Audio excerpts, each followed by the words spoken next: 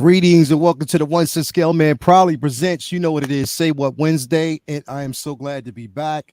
Took a hiatus last week because I was in London for Star Wars Celebration 2023, and we tore it down. Me, myself, Agent Silver Fox, low-key Calvin himself. Oh, man, Shane, I think Shane was the MVP of a certain couple moments because that dude was off the chain. Shane was crazy. Man, shout out to Blitz. You know, you out there too, my man Keith. He did his thing. There was a couple of us out there that just kind of tore London down, but London hospitality was in effect. Some of the nicest people you will ever meet. The most beautiful place, one of the most beautiful places on the planet. I have to go back. But we will talk about that in just a few moments. But definitely I can't be here by myself without bringing in. We got Calvin in the building. He's going to talk about this as well, but I want to bring in everybody else in here so we can have a chat because it's going to be a good one. So what is going on with you folks? How y'all doing this evening? What's up with y'all? What up? Welcome back. What's going on, man? So glad. And sneaky brother cousins himself just came in right before we popped in here. He was like, yo, I'm just gonna wait because I don't want to hear all that. I don't want to hear everything. I just gonna wait till we go live. We're gonna have a conversation. On in, you know what I'm saying? slide on in when we definitely can, man. But yeah. He's the one you got to point at and know you sit over in that corner. You sit right there. So I get my eye on this guy. You already know. Your bedroom door will be open and you be like, wait a minute, I know I left that damn thing closed. Yo, shout out to everybody. I mean, so basically, before we go to the chat itself, I'm gonna introduce the panel. I got cousin Cam in the building. Yo. What's going on with you, brother? Good, man. Glad to see y'all have fun. Like that, huh? Yeah, shit. Like, Yeah. y'all go, yeah. So, yeah, it was painful to watch, but I'm excited that y'all had a great time, man. That's great. Yeah.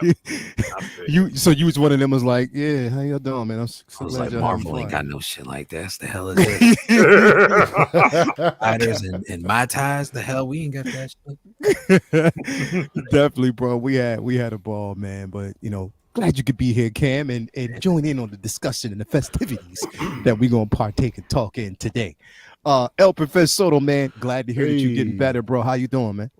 Nah, doing much better, man. But you guys are making me regret not going to London with y'all, man. I mean, I said a while back that I could make this trip, but now I just can't wait for Japan in 2025, man. That's gonna be, that's gonna be nice. That's gonna be dope, and I'm gonna go early, get a head start with y'all. I want to see what's going on out there, mingle with with everybody else out there, man. I'm looking forward to that trip, man. It's gonna be fun. Yeah. It's definitely gonna be a thing, man. I'm excited about it. Second brother, I'm gonna go to you next because I'm excited to see you go because I know when you go, if Brother Cousins goes, then probably he's just gonna shut it down. Everybody's gonna be worried about his ass and not paying attention to nobody else. But second brother, what's going on with you, man?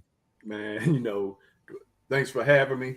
I was living vicariously through you, man. Those pictures you was putting out, man, everything looked amazing. Yeah. I'm sitting up here, it's like, damn. Yeah. It looked like everybody was having a ball. Everybody was having a ball. Listen. I mean, dude, be honest. I mean, I can just see your happiness just radiating off of you in the pictures. Oh, brother. Brother. Man, this is Leo or this is a kid. What's going on? I mean, smiling all over the place. Brother, thanks for having me, man. I just can't wait to hear what other stories you guys got.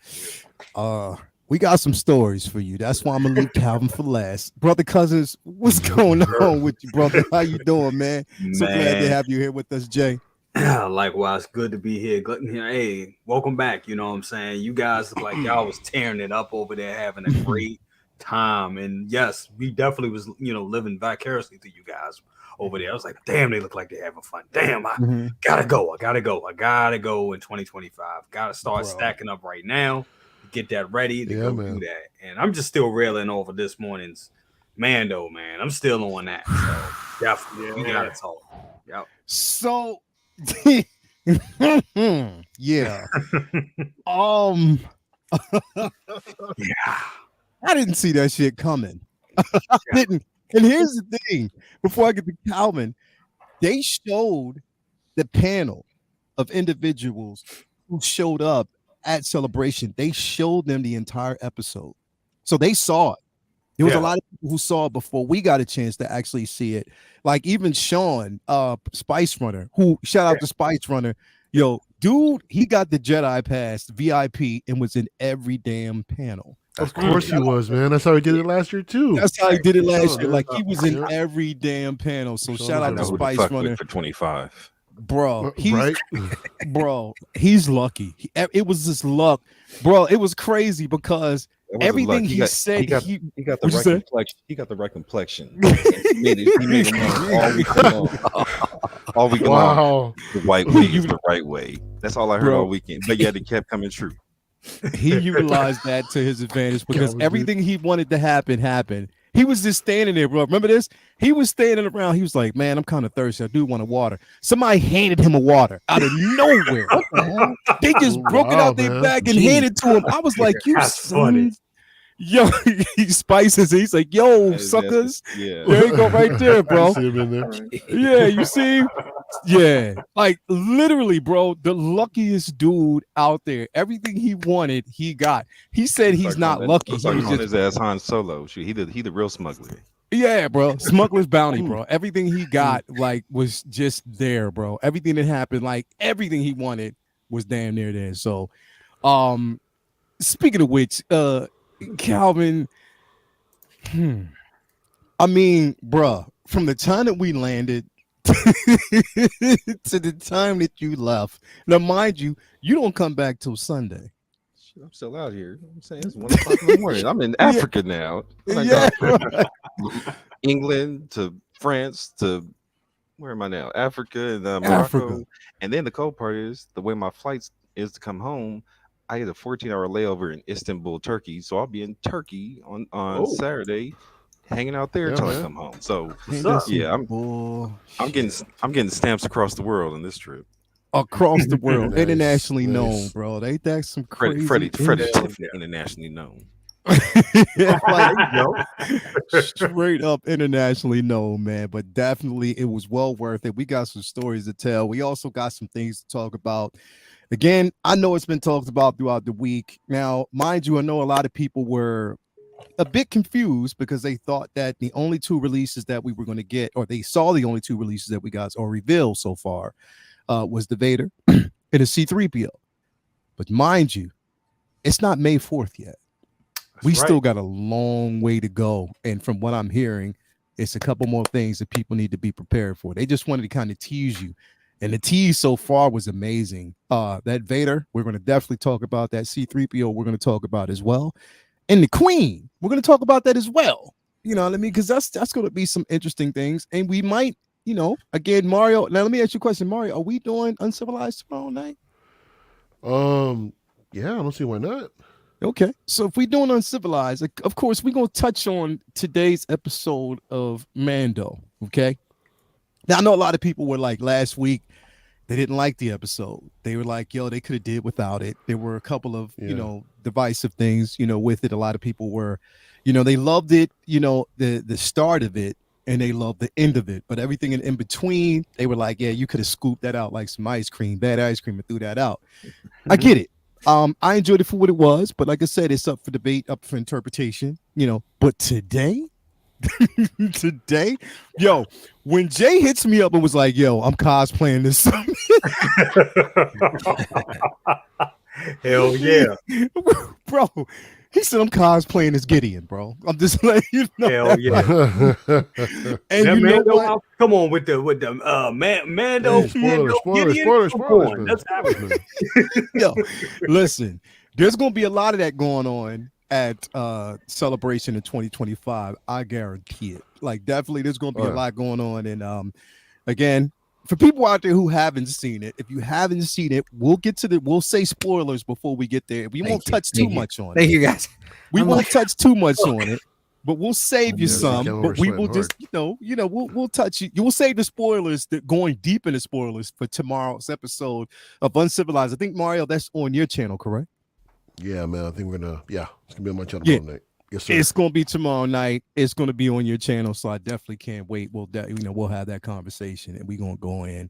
But yeah, before we actually start, let me actually go out here and talk to the panel. I mean, the chat real quick and see what we got going on. We got Calvin out there as always. We got Thule in the building. Blitz 0065 is there he is, Cal. We got Blitz out there. Blitz, thank you for the hospitality. And your boy, he was like, I'm a grown ass man. Remember that? So I gotta tell this story, bro. It was funny. So what was his name again, bro? I keep forgetting his name. Marcus. So Blitz came out there, Keith came out there with his boy. They came over and spent some time with us. It was so much fun. So Marcus, we were actually, talking. Now, everybody knows. Now, here's the thing. We're all men, so we know what happens. If you have Instagram, there's one thing that basically happens when you open it, but we're going to get there in a second. I don't want to go too far ahead. So anyway, we were talking about music, and he was talking about different artists, independent artists. So I put him on to an independent artist that I deal with called Foggy Raw. So I was like, look, let me just, pull up your phone. I'm actually, so you can subscribe to him. So now we're in the club. Everybody's basically around us. We're just chilling. He opens his phone. Now, what happens when you open your phone, especially for some of the subscriptions you have, the algorithm is always catered to what you either seek or everything that's actually around your page, right? As soon as he opened it, some booty popped open. It was just booty everywhere. It's nothing but booty. It was a booty. It was booty on a horse. And I was like, yo, what is this, bro? Like, anyway, so he saw it, and then everybody else saw it. All the females that was with him, it was like, oh, he was like, no, I'm a grown ass man. I'm a grown man. But it was the funniest shit in the world, bro. That had me dying, but it went crazy. So shout out to Blitz for being here with us. We got Laura Quills is in the building. Thank you for being here as always. Toe Bar, Uncle Keith, he already hit me up and said, yes, 2025, I will be in Japan. I already know that, bro. You already know what's going down. Philip the Fool was out there as well. Malika Mabane, shout out to you. Thank you for being here. Windman 42, thank you for being in the building, bro. Larry Walker is here with us. We got Chasen Studios. Chasen, what's going on with you, bro? we gotta get Chasen to go to Japan. He's like, he's thinking about it, but he's gonna end up there. Don't worry about it. Who else we got? We got, man. We'll leave him there. Oh, right. He ain't coming home. Yo, we got Spice running out there. He said Calvin is hiding from the Taliban in that cave. What the hell? He's silly. Who else we got? Let me see here. Man, we got Chase and Tobar, Laura Quills. Let me see. Renz Talentino. So, Renz, thank you for being here tonight. So I told Renz what I was going to do basically is Renz, in case y'all don't know, he sent me a photo of Giancarlo Esposito as Moff Gideon, and he wanted me to get it signed for him. I was like, yeah, bro, I told him I would, and that's exactly what I did. So shout out to Renz. That photo will be coming to you soon. Excellent work. And John, it was crazy because when Giancarlo saw it, he was like, yo, he looked at it, was like, yo, this is amazing. And he said, you know what, thank you. He says, it's a nice thing that you're doing for a friend to get him that signature. So definitely, man, shout out to Renz. Who else we have out there? Larry Walker. Blue Tattoo is in the building. Thank you for being here. Raleigh is in the building. Thank you for being here, bro. As always, who else do we have here with us? We got DJN. DJN is actually in here. Thank you for being here. We got Late Bloomer in the building. Thank you for being here as always. Forrest Actual, thank you for being here as always. Who else do we have out there? Let me see here. A couple of people that we have here. Yeah, Thule, make sure you hit that like button, everybody, on the way in. JP Noble is in here as always. S Beam is in here with us as well. Thank you for being here as always. Who else do we actually have here with us this evening? Johnny's in the building, and Tyria, new channel member Tyria, is in the building. Yo, he is such a cool guy. Yo, he came through in the clutch with a couple of different he gave us some treats. He gave us some chocolate bars.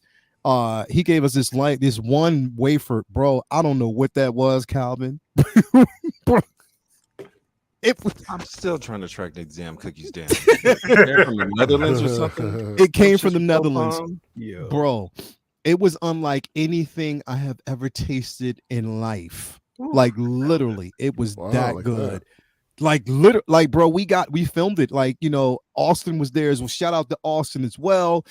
He was there. He filmed it. We took a video of it. Want to give a shout out to my man Benjamin E. Green is in here. Thank you man. Thank you for being here as always. But yeah, a hometown hero. Thank you for being here as always. And we got Jamie Tan is in the building. Thank you for being here as well. But yeah, shout out to my man Tyree as always, man. Such a good guy, amazing dude. So good to have you here as always. And it was so nice meeting so many people that watch the streams. They support the streams, walking up to me saying, hey, we watch the streams, fan of your work, fan of everybody that you have. Like pretty much we're talking about like London. So brother, cousins, people over there know you. You don't think they do, but they know you. El Profesoro people know you because they'll always mention everybody on the panel. One guy, and I do have to actually I had to say this. He was like, "Yo, tell Cam I want them gloves." And this is from London. This is from London. Like literally. He was like, tell Cam I want those gloves. So that's people funny. Actually think them Jones is real. Yeah, like for real. Like Cam, you had to get them gloves in production, bro. Falls right around the corner. You have to get them gloves, but definitely people know who we are, man. How much love did Cam get, man? Because last time we were at Frank and Sons, I mean, left and right, man. Oh man, watch your stuff. I was down the other aisle, right? And from a distance, all I hear is, "Oh my God, it's Cam!" Right? Or Cam! Yeah, right. Yeah, straight up, dude. I was like, "Yo, what happened?" Yeah, bro. Oh, Cal, don't deny it. Cal, he gets the love, bro. Cal gets definitely the love, bro. Mr. Drop. I was even making announcements there, like when we was taking pictures with people. He was staying there, and if people want pictures, and they take it. I'll be on the other side. I'd be like, okay, everybody say, drop them draws. Yo, it was definitely amazing. Shout out to my baby Latoya T, who broke it down as well. Latoya. She had such a great time. Her and Cal's wife, like Mrs. Williams. Separate the two, bro. We got to separate the two next time, bro. They're like this now. They are like that, bro. Wow. Like, literally, you got to separate the two because it was so amazing. But definitely we had a good time, man. I mean, I have to say from the bottom of my heart, bro, London is a place that anybody would want to go and need to go. Because it's a beautiful place. It's so beautiful, man. Like just the architecture there. I'm into like just nothing but like art. We went and got a chance to see the Buckingham Palace. We saw the London Bridge, Big Ben. Man, so many different things. And here's the thing: to us, it's something that's just miraculous. To people who live there, like, okay, man, we see that every day. But still, I mean, the hospitality was real over there, bro. I cannot. It was phenomenal. I had such a great time. So shout out to everybody who showed us a good time. Over there while we were there. Just loved it. Just loved to see CC and Arun. Yes, CC actually hang out with you guys this time. Yes, we hung out. We hung out with CC. We hung out with Arun. We had dinner with them. Spice took us to this concert on what was it? I think it was Saturday night or Sunday night. It was Sunday night, as a matter of fact. We actually paid to go to this concert there. That was crazy. I put some footage up with that. CC again was everywhere. She was everywhere. I'm sure she had a following too, right? Oh yeah. The whole Rogue One gallery was there, bro. They had such a following. Nice. So yeah, it was amazing, bro. Like, I mean, again, it was a trip so well worth it, man. It was well worth it. But if you that's what I'm saying, like you never know who knows you, until you're there. It's crazy. Like everybody, bro, you never knew. It's like they know you when they're mentioning people like Jay, when they're mentioning people like Cam, when they're mentioning people like Second Brother, when they're mentioning all of these people, it just puts so much in perspective about how much people really know who we are. and they actually benefit from the stuff that we tell them, man. It was just amazing. Like I couldn't believe it. Like it's always a thing, bro. Like when we go and we're like, okay, we're going to basically just enjoy the festivities, enjoy the things that we're used to experiencing. But man, like when you're there, it's totally different. It's different than when you're there and people real personable. They're up in front of you, you know what I mean? And they just let you know that, like, look, we love what you guys do, what you guys give us. We're a fan. Like, they love our shows. And that even more lets me know the responsibility that we actually have as content creators, to really, really, really hone in on the information that we provide. And it just puts so much, even like being off the streaming game for like about a week, it puts so much in perspective, as far as, being able to, just see it from a totally different side and how they actually see us and how they view us, man. It was just amazing. So let me ask you a question real quick, man. Yeah. Since you were out there and it sounds like you met a lot of people, did you happen to ask, did you actually like take a poll to see if anyone thinks that the N1 is actually coming out? I'm curious. No, that was coming. No, we didn't. We definitely didn't. Right. I didn't because, again, like it slipped in mind. But we were looking, and I was watching. I was like, "Yo, this is the perfect opportunity for them to release it," and they didn't do the shit. I was like, and it's the first time I'm actually second guessing to be like, maybe Mario was right. Like maybe they are. I'm losing hope. Me too, bro. I'm like, maybe he was right. Maybe they're not going to basically release this thing because it's every opportunity to do it, unless they're going to actually do it this next episode. But I don't even think that's going to happen. So I don't know. Maybe they're not. Well, see, here it is. It's Hot Toys. Hot Toys. I mean, when it comes to Hot Toys, throw logic out the window. They will probably release it like in the middle of summer, like, I don't know, when Guardians of maybe when the Guardians of the Galaxy drops, they're like, oh yeah, it is the N1. Yeah, bro. I'm like this. From Baltimore to Kokomo, I'm gonna be like Jesse Jackson, keep hope alive. That M1 is coming. He said keep hope alive. I mean, I would want to believe it is, bro, and I'm still keeping my faith in that. But again, odds is leaning towards. It's just like watching the election right now. Odds are more towards L. Like, you know what I mean? Like, straight up, like Mario is winning this debate. I'm like, yo, shit is just not happening. It just gonna come out of nowhere. So I don't know. We'll see how it is. We got Charlie the Unicorn out there who says, "Did anybody score the D100 Iron Man?" Oh, any of you guys do it? Yeah, anybody here? Yeah, y'all. Hold on. Yeah. I lost. Oh man. Yeah, not I. I hate that bullshit email that they sent. Nah, I ain't get it. As soon as I got the email, I was like, yeah, I ain't getting this shit. They sent what email did they send you?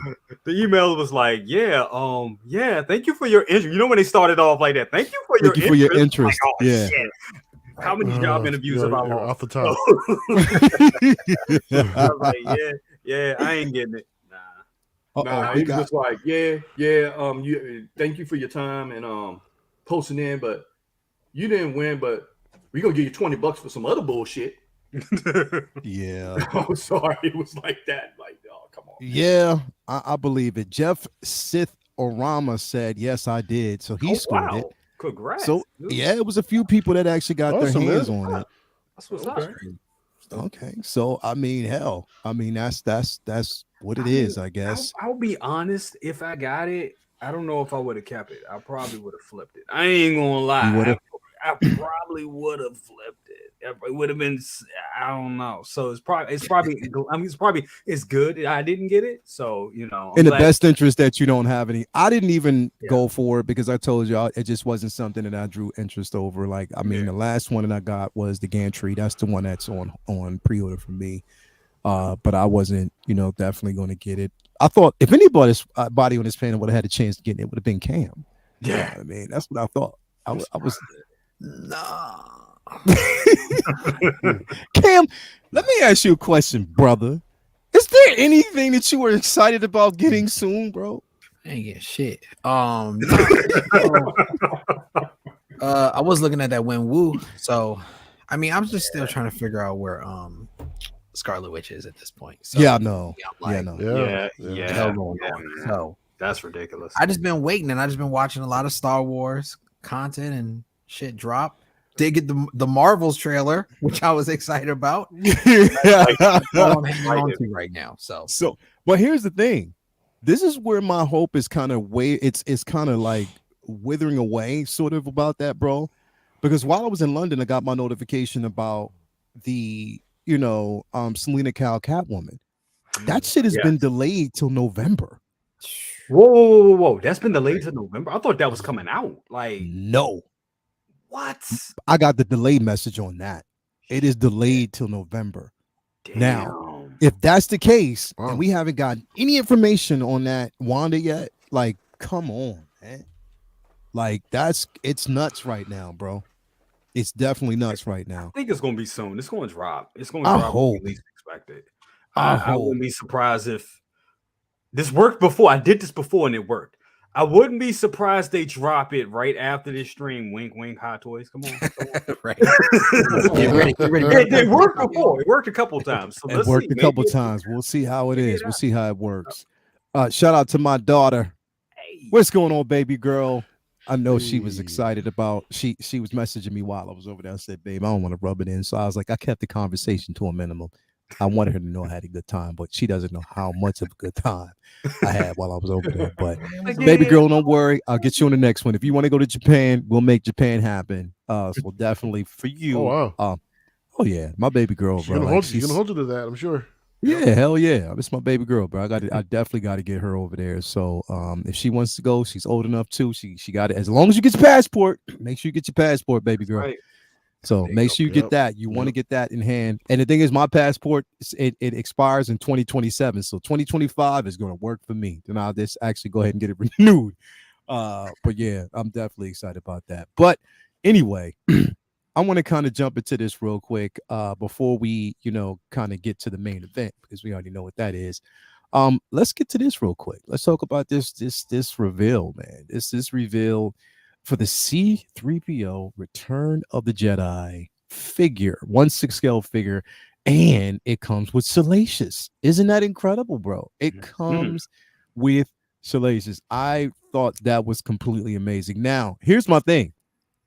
A lot of people are, when we got the, Attack of the Clones version, a lot of people were leaning towards that one. I know a lot of people were pre-ordering that one. I'm gonna start with you first, Mario. With this that's dropping, are you going to get both, or were you basically holding out for this one? If we're up to me, I'd get them both. To be honest, because right now I want to refocus the collection a little bit, just to like everything that George had his hands on. So that would include the one from the Attack of the Clones as well. Yeah. But yeah, I never pre-ordered it anyway. It's on wait list pretty much everywhere, but I'm sure I'll be able to get it no problem if I really wanted to pick it up. This is a no-brainer, man. This was an unexpected surprise, and the fact that it comes with Salacious Crumb as well, so that's that's a bonus. And to see that it also comes with a little part where he takes his eye out, so that's a nice little detail as well.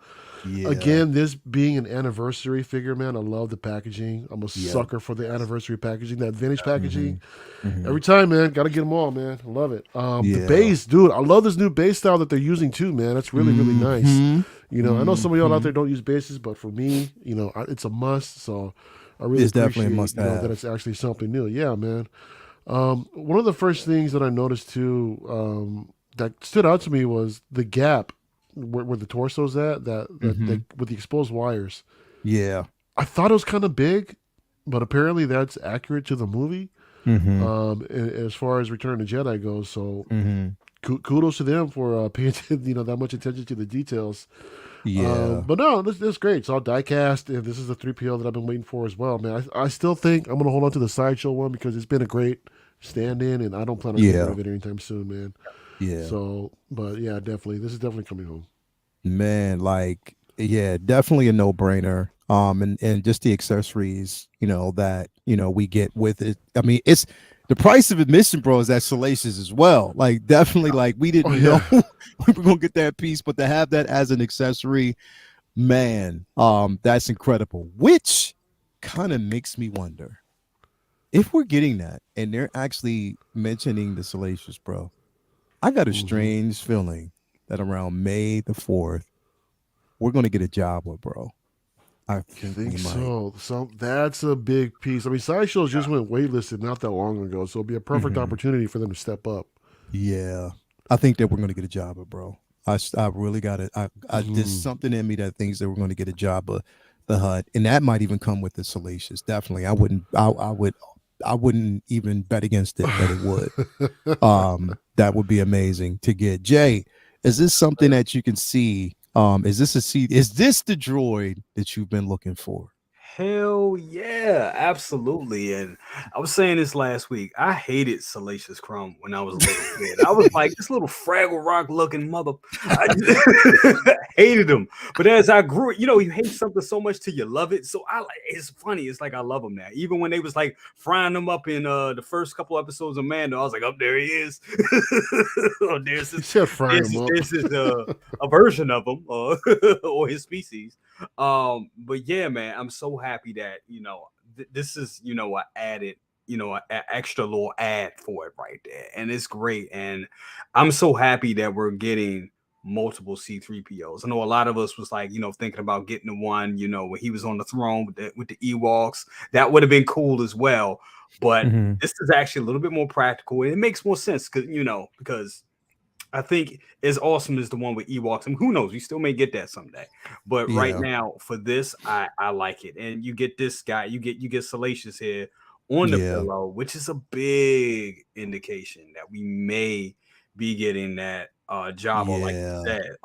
But back on, I'll jump back to that later. But the good thing about this figure right here is I can take the Sideshow one that I had, and I can retire it, put it back in its case, because I had Anthony Daniels sign that one last year. Yeah, sign my box, so I can put that up, and finally put that to the side, and have this one as my C3PO representation, along with the Attack the Clones version. So I'm happy. Yeah. The wires look dope. The coloring looks dope. The die cast, all of it looks great. I mean, I'm stoked for it completely. But I do think we're going to get a Jabba. I do. I don't know. I mean, it'll be easy for them to do a good power pose. The funny thing is, Second Brother, and I know he'll jump on that as well. But Second Brother, I remember me and him. Well, he got it in, and that was probably one of my earliest videos. And we opened it and unboxed it, and that was an amazing piece for its time. It still is. So it'd be real interesting to see what Hot Toys will do with their version to make it a big power pose. Will it have the base? Because the one Sideshow did it's a diorama. It's not even it's a massive diorama. So it'd be interesting to see what Hot Toys does with it. Yeah, definitely, bro. And the thing is, it's like every time I look at this, I'm like, damn, man, like the opportunity missed to actually have the Empire C3PO with Chewbacca with the backpack, exposed parts. That would have been incredible. What I love about this though is they are still keeping with the aesthetics. That two-tone leg, I love that. I love that they did that. Nice touch with that piece. The paint applications on this one is incredible and phenomenal. So shout out. And it's just definitely Second Brother, man. Is this something that I know the answer, but I just want to hear you tell me. Yes, sir. The only thing I say, yes, sir, yes, sir, yes, sir. That's definitely coming home, especially in Hot Toys doing it. They're gonna put their foot in it, as our old uncles would say. They're gonna put their foot in it. Yeah. It being die-cast, that's a big plus. Like, I'm with little bro. As soon as I get this in hand, I'm gonna retire the Sideshow one that I have. It's just it's just a perfect piece where you can capture every essence of Star Wars that included 3PO in it. Any scene that you want, including with little bro's little buddy pulling out the eye. So and then too, man, those bases that they come in with, I'm glad Hot Toys is coming out the box thinking outside the box and doing these bases justice instead of those little generic ones we always get to make it unique for each figure. Yeah, definitely. That's a big bonus right there. Definitely it is, bro. The base, the accessories, Salacious, the pillow, everything on this is phenomenal. I'm so happy about that. Cal, what's up, man? Like, I mean, this is OT, bro. This is OT. Is this something that you're gonna get you? I know I didn't Cal, I saw this earlier, bro. I forgot how much I almost violated the bro code when we were out there in London. I almost asked him in front of everybody. I was like, yo, Cal, did you pre? I was like, let me stop real quick. we were right there in front of Toya and the missus. I was like, yo, let me just calm down. And then Calvin, he waited till we got away from everybody. He was like, so you asked me, what were we going to pre-order? What were you talking about pre-order?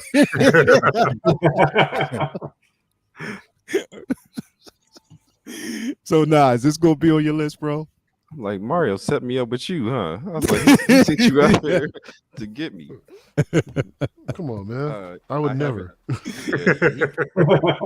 He did me dirty right before we left to come out here. He know how you did me. Oh, did you tell him? Anyway, did you tell him? Actually, no. You haven't told anybody what you got before you went out there? So I happened to come up on a stealth cap because I got to finish my in-game collection. Hell yeah! And then he knew this, and then was like, "Oh, well, by the way, Paradox Nerd just happens to be selling his Han original. God damn it! So I picked up Han 2. There you go. And then I got then Alter Ego showed up with like 3 other packages, so I got like 5 waiting on me at the house right now. Woo! It be like that sometime, bro. Yes, sir. It definitely be like it kind of like that because he came over, saw this collection, and when he saw this in hand, he was like, all right. I can't lie. Yeah, because he was. On top of that, I got another collection at Mario's house I got to pick up. I got 2 fucking puppies waiting on me at his house right now. Damn. Oh, that's right. That's right, man. I'll see you Sunday, man. You buying 2 puppies, bro? Actually, he's giving it to me, but shit, the wife done already bought dog bowls from Disneyland last night. She fell asleep on Amazon talking about, when am I getting the babies when we get home? I'm like, oh shit, it's already started. Already started.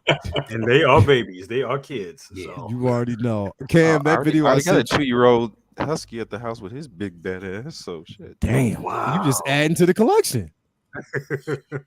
Yo, I was funny because I sent that puppy video over to Cam when the dude was tossing at his dog, bro.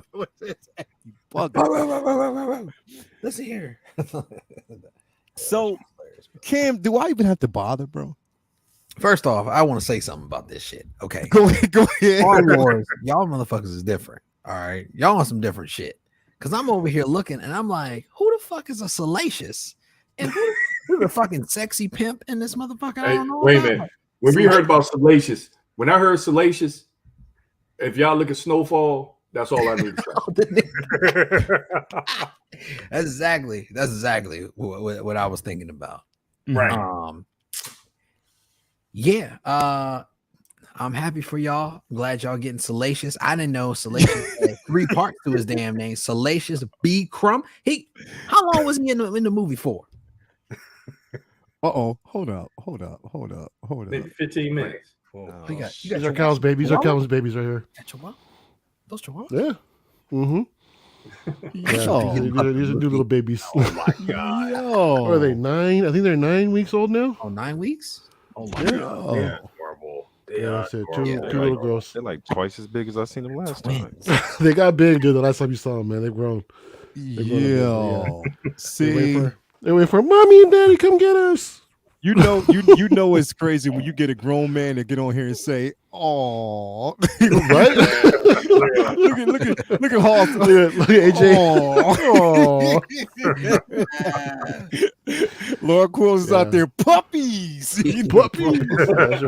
That's right. Bro, puppies are always, they silence everybody, bro. Like straight up cuteness overload. Definitely. So yeah, Calvin, when you get home, man, they're waiting for you guys. Puppies. Oh. Look at them. Come on, man. You in the puppies.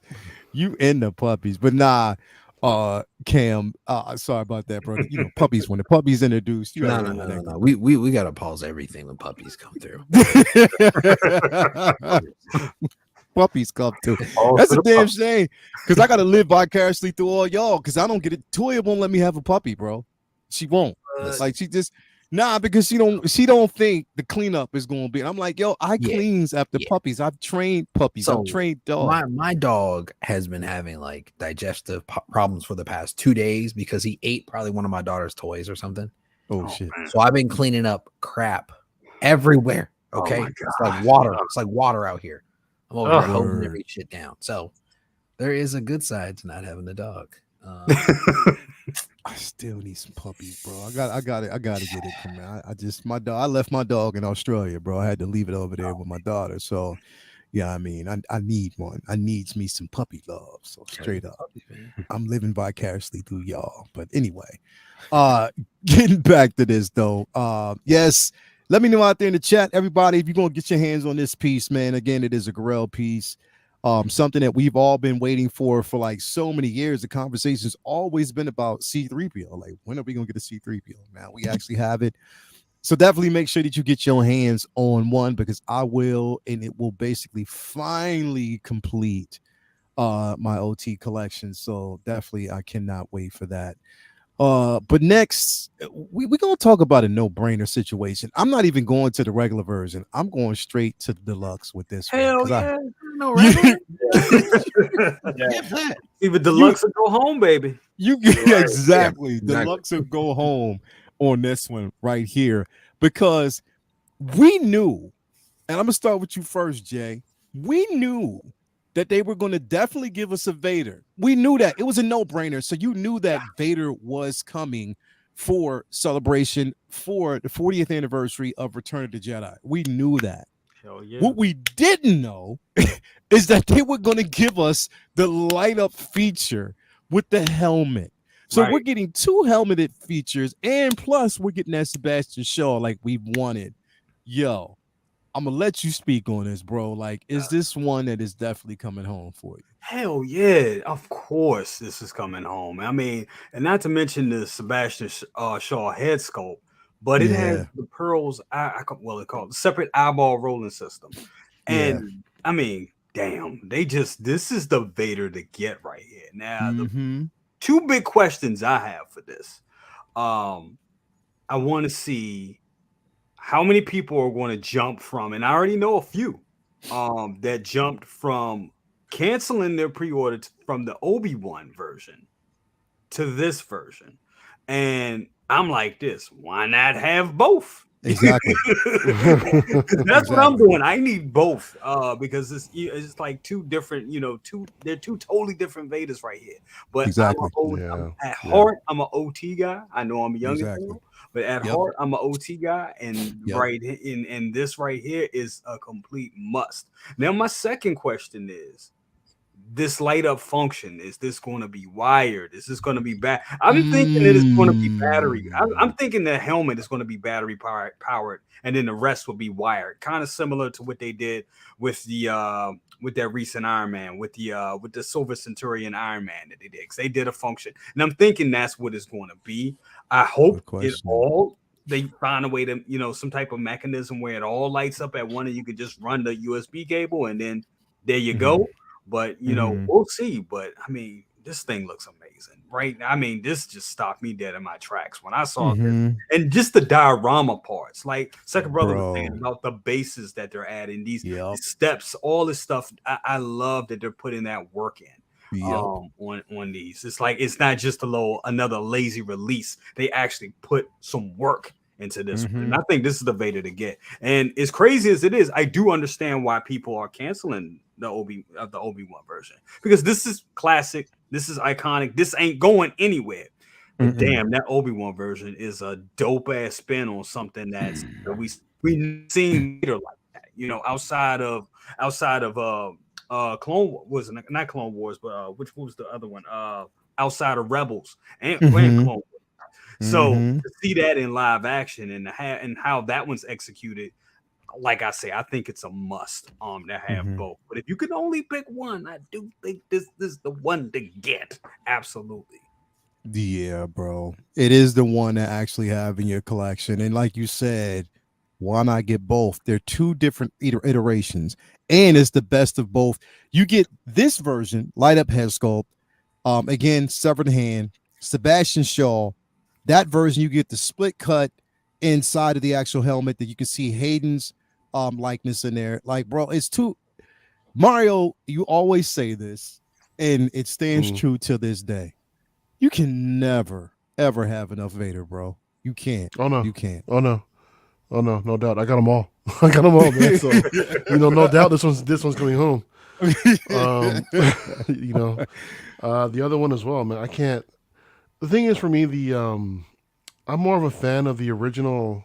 The New Hope look. So that's why I don't want to say I appreciate it more, but I like the fact that you have an option between getting the Kenobi one and the Return of the Jedi one. I'm with y'all. I think this is the definitive one to get. This is the Vader to get right now. You're getting everything with it. You're getting the different helmets. You're getting the head sculpt, with the rolling eyeballs, diorama base, everything. I don't know what else much more you can include with it other than a real leather suit.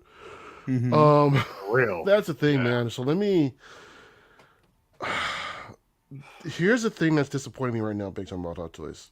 Gotcha. I had an incident over the weekend where I packed up a stormtrooper, right? And it was an Imperial Shock Trooper, and it turns out that one of the clasps that's on the that's holding the backpack, brittle material snapped. All of these cheap materials that Hot Toys is using, to me, is getting old. Yeah. I'm a frustrated collector right now, especially when it's something that I love like this, because on one hand, this is, I really, really wanted to get this Vader. But on the other hand, I'm looking at my New Hope Vader disintegrating. I'm looking at my my other Tarkin 2-pack Vader destroyed, That's terrible. And it's like, I enjoyed it when I have it, but I mean, how long is the shelf life for these things before they start deteriorating, man? It's a bummer, and it just makes me question, like, why am do I want to continue to sell investments? Of course I do, but at the same time, it's heartbreaking to see this happen. Now I know there are preventative measures, that you can take to prolong, some of these issues, but still, do we as collectors need to actually worry about that? I mean, Leo, are you doing a maintenance check? Yep. Yeah. I was like, I gotta look at my shit real quick, bro. Dude, and that's sad because I did the same thing. The box. Yeah, the one of the boxes on his buckle for the original Vader.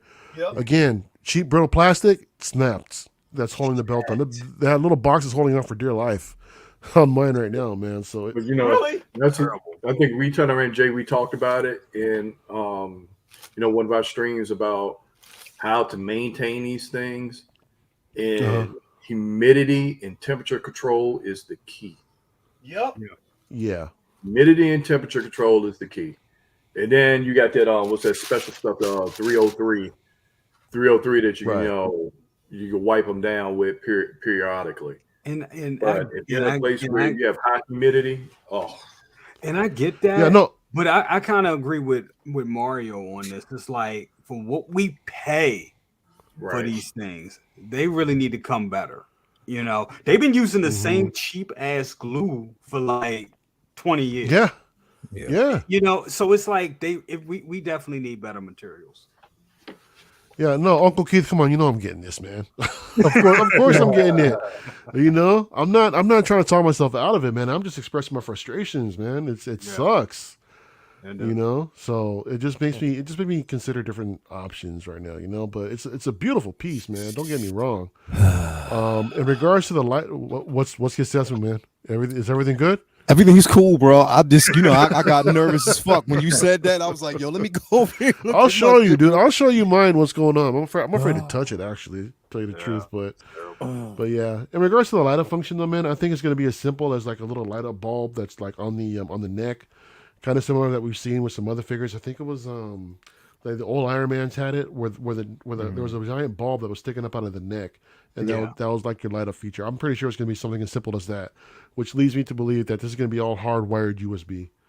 You know, I'm really sure that's going to be how it's all going to power up. But I hope it is, bro. It would make sense. If they the one thing that I really like the most, that I really appreciate, and I wish that they would do this more often with figures that have multiple display options in regards with the head sculpt. The fact that they give you a base to display two helmets or one helmet and the head sculpt, that's nice. That's a really nice touch. That's something that I really appreciate that they did with this, man. And I really hope that they would continue down that path to like give collectors more display options when it comes to display those extra accessories, man. Whether it be because that's what we need, like a weapons rack, a weapons rack, or some sort of an extra bus would be nice. You know, like they did with the Venom. You know, I appreciate stuff like that, man. So that's cool to see that they're implementing it with this Vader. Yeah, definitely. And you bring up some interesting points, bro. Like just the display options, temperature, yes. And I think the reason why mine is surviving so far right now is because my collection's in my basement. My temperature doesn't go above, like down here, it doesn't go above like 50. It's always chilly down here. Like it's always chilly in the basement. I'm an old spot. There was no temperature control, man. I lived in an old town place where there was no insulation, no AC or none. And it would get hot and humid over there where I was at. You know, now I'm more of in a temperature controlled environment. Yeah. So I'm pretty sure, that had, something to do with it at the time. But it just sucks. And it looks like with this so far, like the articulation on this piece looks like it's going to be decent. Like you don't have to worry too much about the fat suit, but it is what it is. It looks improved. You can bend the leg pretty good. Yeah, it definitely looks improved. Yep. Cal, what's going on with you, brother? Like now, this was the piece. So this is the one that popped up on my phone. I was like, yo, Cal. And I didn't mean it. I guess it was just purely the excitement at the time. I was like, yo, man, Cal, you gonna pre-order? I said, hold up. Let me just I didn't get that far. I didn't know what he was talking about. But I'm actually looking to do a live pre-order right now. I'm looking for it right now. I've got a couple of sites that I'm normally with, and it's like, damn, it's sold out already. So I'm doing some work right now, but I'm getting this. There's no chance, and I'm keeping my Kenobi one. I'm not getting rid of that either. Yeah, bro. No. You already know. This is definitely the one to get. So if you're gonna have it in your collection, and I gotta show Mario this real quick. So Mario, almost, shout out to Calvin for you know what? Because Calvin was so nice. Good thing comes to those who wait. So Mario, real quick, let me hold on real quick. Let me show you this real quick. Oh snap! No way. That's dope. I got the Vader fig pen, and it was the last one at the stand. Now, mind you, fig pen was not at Celebration this year. They weren't at this, but they had it through different vendors, like different vendors who actually had it. Over there, what was it? What was the name of the company over there? Cal. The one that we got several pieces from was Forbidden Planet. Yeah, Forbidden Planet. But this one came. I forgot who this guy was. But was it that same one we got? The other one where they had the exclusive Boba Fett. I think it was. No, this was a London guy. This was okay. This was it was totally different, bro. Is this an exclusive pin for Celebration? The exclusive pins for Celebration. The exclusives that they had was Black Chrysanthemum, and they had Saj Opress. Which was Maul's brother. So they had those. Those two were the exclusives. But the ones, there was just so many exclusive pens that I didn't get my hands on that were everywhere. So then this Vader, I can go ahead and get it off the shelf locally then, right? Yeah. You should be able to. You should still be able to. Because I was gonna say, if it's an exclusive, like Calvin, where am I at? How can you get me a Vader, bro? Come on, that's my guy. I went back and got you a mug yesterday, man, in the rain. You did. You had me run across the park after I'd already left. The other dudes was like, "Yeah, give me one." Mario's that's going to wait. You got it from Disney? Hey, man. Definitely. Second brother, you gonna get your hands on this one, bro? Oh, most definitely. Oh, ain't no doubts about it. Like picking up on Mario, you can never have enough Vaders. Mm-hmm. And I got that sideshow Palpatine. Mm-hmm. That's where we're gonna be taking a ride. That's exactly what's going to be happening. Yeah. Already getting the wires and the cabling together. So as soon as I come home, he's going to take that ride. Sideshow Palpatine, huh? Mm-hmm. Yo, this right here, like, I mean, that head sculpt, bro, is phenomenal. Like that.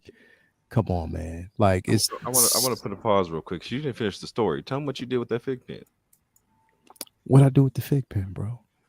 So what he left out was that was the last one. I was standing behind him to get one myself. And then with like a damn hand model, he was like, "Let me get these across the top." And so I'm standing behind him. I'm like, okay, and dude's looking for him. And then I notice he goes to reach for the one in the case, and I'm like, oh wait, is that the last one? He's like, yeah, that's the last one. And I'm like, that bitch. Now this is smart. He didn't have cash on him. So he's like, let me go to the ATM. Went to the ATM, and I guess they were trying to screw him with the fees or whatever. Yeah. So he comes back empty-handed. Oh, no. So in the back of my head, I'm like, well, that means it's still available. But what I do? But because Jesus spoke to Calvin and was like, "Be nice, my son." And Calvin was like, "Yo," he's like, "Look, I'll give you the cash." And what I did was we just exchanged. He did the cash, and I just cash apped him, so he'd have it right back. You know what I mean? So we did that. But Calvin, I told you, he's definitely an angel from above, dude. He is, bro. But the thing is, good things come to those who wait, because we went to the next stand and they had Vader. So nice. There you go. See, I gotta go back and check the Vader I got, because I don't know if he had the saber out like that. Now you got me questioning myself right now. I'm like, I got a Vader. I don't think I got that Vader. That was the Vader you got, bro. You did get that Vader, bro. That was the same. Go check as soon as I get off of here, bro. That was the same one. It was definitely. You know what? Now, I do remember Cam talking about you was gonna get you a Vader at least, bro. Oh yeah. I do remember that. Yeah. If I don't remember anything else, you did say you was gonna. I did say that. God, you know what? Yeah. Fuck this, man. Fuck. God damn it, Cam. For the life of me, bro. Yeah, man. This one is a good one, but I probably still ain't getting this shit. I'll let you know that right now. The base looks amazing. Okay, head sculpt superb. Hot Toys, you guys nail old dudes like crazy. You guys done a great job. Keep it up. I love the translucent helmet with the electricity effect. I'm praying for y'all that they re-release a Palpatine, since it's like a little context clue that's in there. I'm just using my resources, and it looks like he's in like 2 photos on here. Maybe y'all will get that for May the 4th. I don't know. But nah, I ain't getting this shit. I'll tell you that right now. But it looked good. It looked good. Man. It should look good. Lel gonna go order 66 on your ass, man. You gotta get something, dude. This is kill me. Look at him. Damn. For being consistent. He's consistent across the board. I know, bro. And this is James Earl Jones on top of it, man. I mean, I know. Nah, I was hoping. Doesn't do anything. The voice. The same fences. I'm good. I'm like, nah. I was hoping. You know what? We can all hope, bro. It is those moments that we can hope and see. But if it don't happen, it don't happen. And I get it, Cam. I understand. But before we break into the other figure that we're going to talk about tonight, I want to talk about something else. If you guys have seen it, I don't know if y'all seen it or not. If you're interested. But I know I am. And I'm going to talk to you about this Ahsoka trailer that actually popped off last week. Yeah. Had the pleasure. Now, here's the thing. All right. So a couple of things I want to talk about here. So the first time we actually got a chance to get the signature from, Esposito, you could tell that he had been there for a while. And the thing is, we didn't want to gauge it off of just that, encounter. But, you could tell that it wasn't that he was disinterested. It was just a simple fact that he had been sitting at the table for a while. And the thing is, it was one of those situations where they were just rushing people along. Get your signature move. So he couldn't really get personal. Once we actually went back and we got the photo with him, then he was just really, open talked about the medallion I had around my neck. You know, just a real personal dude. He was real cool. Like he's one of the coolest mofos that you would ever meet. Yeah, he is. He is, bro. He is one of the coolest dudes that you would ever meet, and he is so insightful. And the man, I'm telling you, someday he's going to be an ordained preacher because he is just full of knowledge and he's just exciting, especially when you see him on a panel, or if you see him, you know, live at Star Wars Celebration and stuff like that. He's just that guy. So did that. Toya was excited because she wanted to actually get the picture with Ahsoka, with Rosario Dawson. So we go in, and I'm pretty sure you probably experienced this too, Jay, and second brother, you too. And when you're standing in line, get your picture with these people, like they try to rush y'all. They be like, "Don't touch them, don't give them gifts, don't," you know, all that other stuff. Rosario was like, "Fuck that shit. I don't give a shit what y'all talking about." Yep. She was hugging everybody, Love it. like literally hugging everybody. Really, she saw Toya. She was like, "You are the most beautiful person I have ever seen." Toya, I told Toya, I said, "Yo, when she sees you, she gonna say this shit because it fucking happens all the time. I'm just letting you know. I'll bet you." She's like, "Nah, it ain't gonna happen." She saw Toya and she said it, and I said, "I told you." She looked at me, she's like, "What you tell her?" I said, "I knew you was gonna. She was gonna say that." But anyway, Rosario laughed, and she was just really, really, you know, we took the picture and everything, and it was exciting. After that, I just shared it. I shared a moment with her. I was like, you know, I shared it on my you know, my channel, on my page, my Instagram page, just like, you know, how good of a person she was. Nice to meet her, and just the whole meeting was incredible. And she shared it, and you know, just thank whatever. She's just that person. Every person she meets, she's just that person that will, you know, really, really give you her all. And she's just as nice as hell. What you see is what you get. When you see her and you see her talking, like that's the real person. And what you get in general is a real person. You said that Rosario shared your post? Yeah, she shared our post. Oh, she shared a post with pretty much everybody she encounters. Yeah, she shares a post with everybody that she encounters, awesome, bro. And she shares it. She gives you a nice little affirmation, and she's just that person. She is extremely down to earth, bro. Like she is really down to earth, and love meeting her, bro. It was probably one of the highlights, was just meeting her, talking to her. I was excited. Toy was excited. But yeah, man. And then on top of that, seeing the trailer, bro. Bro. Come on, man. Come on. Mario. Wait a minute, man, Leo, you remember what I turned around and said? I said when I turned around and talked to her, she's like, "You're gonna like what you see." Yeah. And that was before the trailer was dropped. Yeah. Me and Lil Monster take the picture. You're gonna like what you see. She said that to y'all? Yeah. Yeah, bro. Yeah. I mean, so like you said, dude, so down to earth. Like if she wasn't in that environment where you got to get fans through and everything, you can sit down and have a cup of coffee and have a full all-out conversation with her, bro. Yeah. Cool. All-out conversation with her. She is just so down to earth, cool person, and it makes you love her more as Ahsoka, bro, because she's excited about it. Like she's not just an actress who is playing a role, who's just saying, you know what, now I got a paycheck.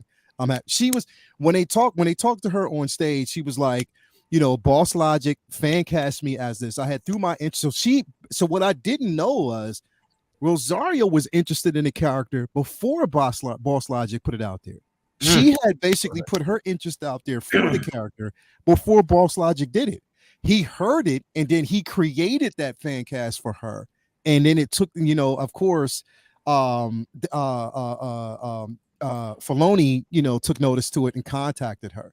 So definitely, like, he was that person that was all in on it. But yeah, man, it was definitely exciting to see her play. It just makes you embrace her more as a character. So definitely enjoyed it.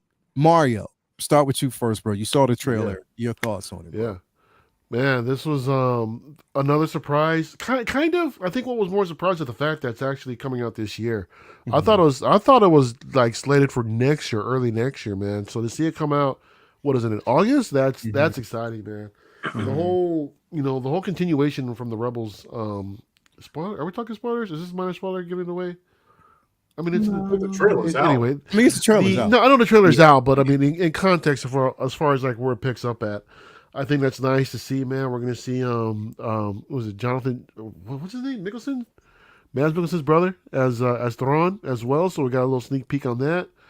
But yeah, it's gonna be great, dude. First look at Sabine and along with Hera.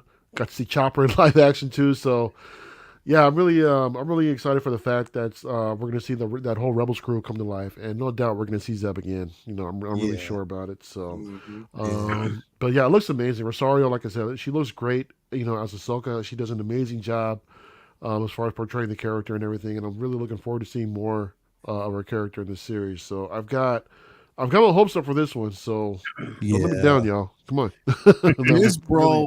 Really excited for this one. Yeah, and looking at it, bro, like there's gonna be a lot of things from Hot Toys that's gonna be dropping from this piece, bro. Like literally, there's a lot. Yeah, and you know what's crazy, man? This was a character when she first came out. I think it was universal that her, bro. She wasn't accepted at all. The whole Sky Guy thing and in that Clone Wars movie, and now she's beloved, man. You know? It's great to see a character like that just to rise up from the ranks and just become extremely beloved. I mean, not just amongst the newer fans, but some of us OGs as well. You know, so I'm really excited to see your show. Yeah, definitely, man. I'm so super excited. Cal, what you think about this, bro? So I'm so butthurt right now that you got to meet my girl. I mean, I got close. She was on the stage. I got close, but I didn't get what you got. Yeah, bro. If my man's in the chat still, Spice, I need all that connection 2025. I need the VIP. I need all the panels. I need that badge. I'm not playing.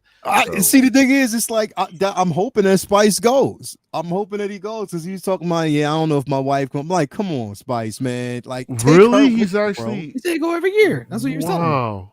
Yeah, he said he don't know about this year. I get it. I know close to the time he's gonna want to go. So I didn't know it's gonna come down. He got 2 years to work it over. He got 2 years to work it in. Yeah. But I'm that trailer was fire, especially when they dropped it. And I'm pissed because the first time they dropped it, I thought she was coming out. She didn't come out that time, but they did drop it again, and she came out after that one. But ridiculous. The energy in that space was crazy. Yeah, it bro. Like, the energy was intensified. It was just like, even when she came out on the panel, it was her. Mary Elizabeth Winstead came out. That girl, the lady that's basically playing Sabine. She came out. It was phenomenal, bro. Like, the energy was just there. It was there. It was there, and it was infectious. Like, you just couldn't. I don't know how to like put it in words. Like, it was just something like you could not. You can feel it. You can just feel it all over the place.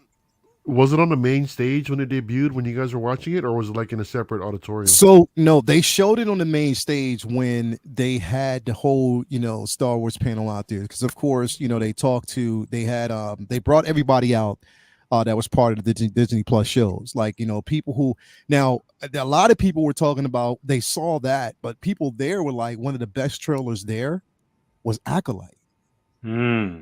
And we didn't get a chance to see that. Trailer. Yeah, they showed Acolyte. I think it was like a trailer or a reel. I don't know, but they said from what they seen, that was even better than Ahsoka. And I'm like, what?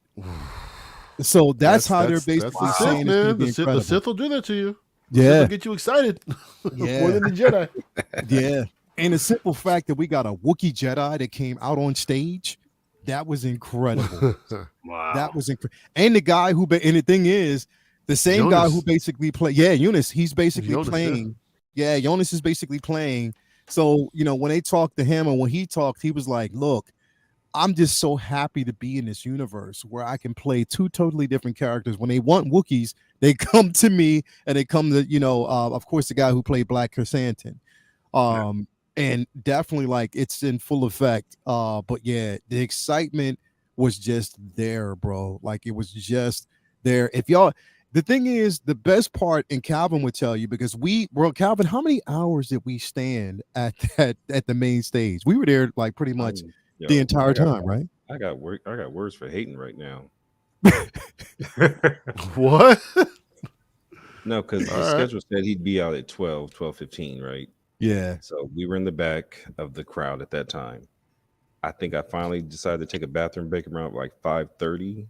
But by that time, I was like literally 2 people from the very front because the whole time, as people just kept getting disappointed, they kept leaving out. So we kept moving further and further up. And he never came out, only to find out his ass was at a panel somewhere else. So he was in the building. He just never came out to the stage. He couldn't come. Yeah. But he came the very next day. So he was there the very next day. And and when they brought him out, Mario, if you'd have seen how they brought him out, bro. And we're talking about like the Star Wars live stage.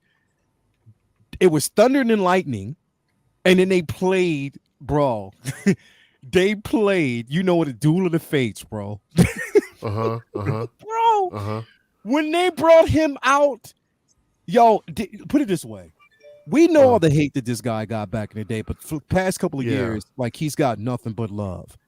The love that he felt in London, bro. It was like it was like, who can I say? It was basically like you were at a Beyonce concert, bro. Beyonce. I like that, huh? Yo, it was electrifying. It was electrifying. That's dope. That is so cool to hear, man. It's really great to hear the love that these people, these actors that played these characters that that took a beating. Yeah. Why can't I think of his name right now? Jar Jar's, the actor that played him. Ahmed Best. Ahmed Best. Yeah. Ahmed Best, and Hayden Christensen, man, they took a lot of flack. Back then. I don't know if y'all remember or not. But to see them, loved like this, amongst the crowd, it's really, really good right now. And I can only imagine, what is it in Japan? That being the 20th anniversary for Revenge of the Sith. Can you imagine the type of reception that Hayden's going to get? That's going to be out there. That's going to be dope. Bro. He is loving life, and the thing is, bro, it was 2 moments that really touched. Like, I mean, literally, like if you were there, like you probably got emotional with it. And Calvin, we can attest to this. We were standing there watching, and Dave Filoni was out there, and they were talking about Ahsoka. Bro, bro.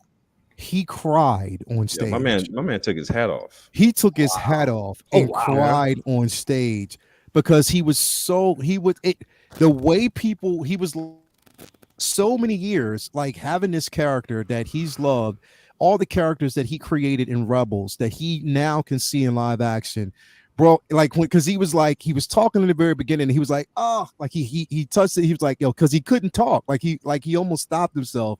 But then he kept going through it. But then at the end, like he couldn't hold it in, and he just broke a little bit. And he took his hat off and put it on his knee and said, "Thank you to everybody." When he takes his hat off, it was serious. Yeah, you know what I mean.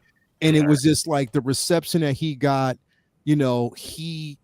Basically, it was just everything to him because everybody loves this character. And you got to imagine like how many people. Over the years, like you talked about in the very beginning, that people hated this character. He didn't know where this thing was going to go. And now that it's just so beloved by everybody, it was just like, they just embraced it. They loved him for it. And just to see the entire cast out there embrace, it was just phenomenal. You know what I mean? Brother Cousins, what you think about the trailer, brother? Was it something? I know you was, here's the thing, because were you watching the trailer? Or were you just watching Rosario? Oh, the first time I was watching Rosario, I ain't gonna lie. Then the second time I had to watch the trailer, and I was like, man, I mean, her and the young lady that plays Sabine. Good God. Anyway, I'm excited for Ahsoka. I'm excited for Sabine. I'm excited for to see Chopper. Like, although see them come into live action is just amazing. It's just and then the trailer itself, just the lightsaber action, everything just looks on point. It just looks it looks damn good, and they just taking it serious, and it's just looks badass. It just looks badass. And Rosario has just always been my favorite. This is a woman that has crossed so many genres when you think about it. I mean, from Kevin Smith movies, which is, part of this, kind of part of, the fandom universe. And as well, it's like, that's like the nexus of fandom universes. Yeah. And then going from that to being in the Marvel shows, to being in Daredevil and all that stuff, to, making her way to Star Wars. It's just, she's been in so much. I mean, shit, Sin City. Come on, I've almost forgot about that. She has just been in, all through these properties, and she's just been consistently good. I've been following this young lady's career since kids, and bro. Yeah, she has been amazing. And to see her grow as an actress and, to where she is now, I'm glad that she finally has, because she's always played like supporting and, but not very often the lead, but she's just like killing it always as supporting. So to see her in this lead role, damn. Men in Black, exactly. Skillmonger, Men in Black. Yeah, yes, there you go. I mean, I'm just so happy for her, and she's just bringing it, and just to see it expound upon what we got in season 2 of Mandalorian and in Book of Boba Fett, to see it live. And I am waiting. This is the one I'm like really waiting for this one. I think it's going to be great, and I was blown away by the trailer, and then oh man, it was just great. And Jay, the crazy part about it was when they were talking to Hayden Christensen, it was like an interview that they had, and they were like, so with the show Ahsoka coming out, do you think there would be a reunion between Ahsoka and Anakin? Man. He smiled, he turned away, he didn't really say nothing. And it's like, okay, we'll take that as a yes. He did this. He said, shh. That's the only thing you can do. He was like, shh, just you know what I mean? Right. We'll see. We'll, you know what I mean? So definitely no. And he is on IMDb. They do have him listed. Now I know people say, "Well, IMDb puts up." Come on. Yeah. Sometimes there's like an 80% chance that it might be true. So definitely we just gotta wait and see. Definitely excited about it. You think we'll see Luke again too? I think we're going. That might be a bit of a stretch. You think? Why not? We saw him in the Book of Boba Fett. That's a lot of Skywalker, man. They have a father and son. Here's the thing. This is why I think we could see him, right? When they make mention to Heir of the Empire, and we know Luke was influential in that, they could do it.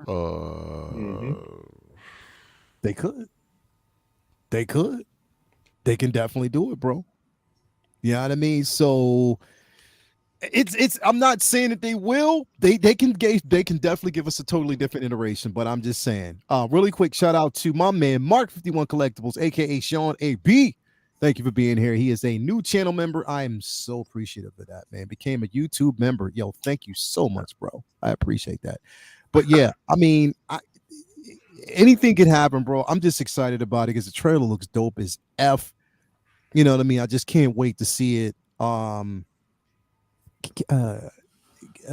I know you ain't kidding on me, but were you excited? Did it come out? Did the trailer just come out? Or when the trailer just came out, bro? Were you excited about the trailer? Did you watch it? Yeah, man, I'm excited. I love all new content. Okay. Yeah. The show was tight.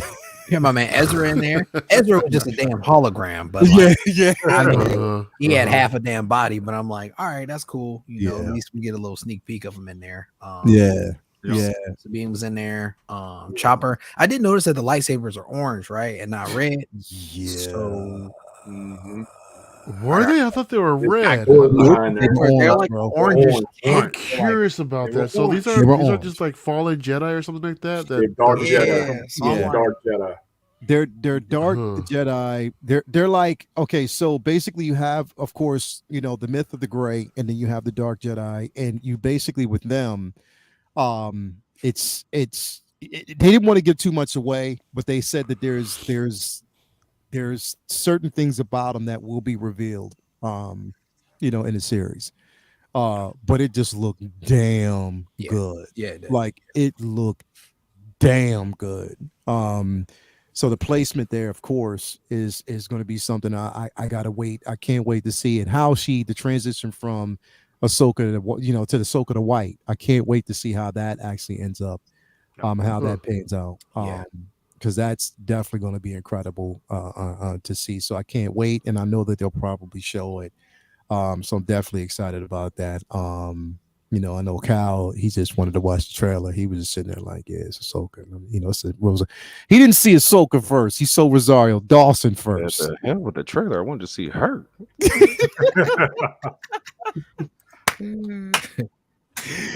Calvin stood his ass there the entire time and didn't move. Like straight up, like Mario. I got to see her. I got to see Ming-Wall. I got a picture with Ming-Wall. Yeah. I got to see my Mulan and my Chun-Li, but I didn't get to see my girl. God the probably for the better, man. I don't know if you can handle both of them. Having Ming-Na win and Rosario the same day. That's a lot, man. Must not know who you talking to, player. My bad, low-key. My bad.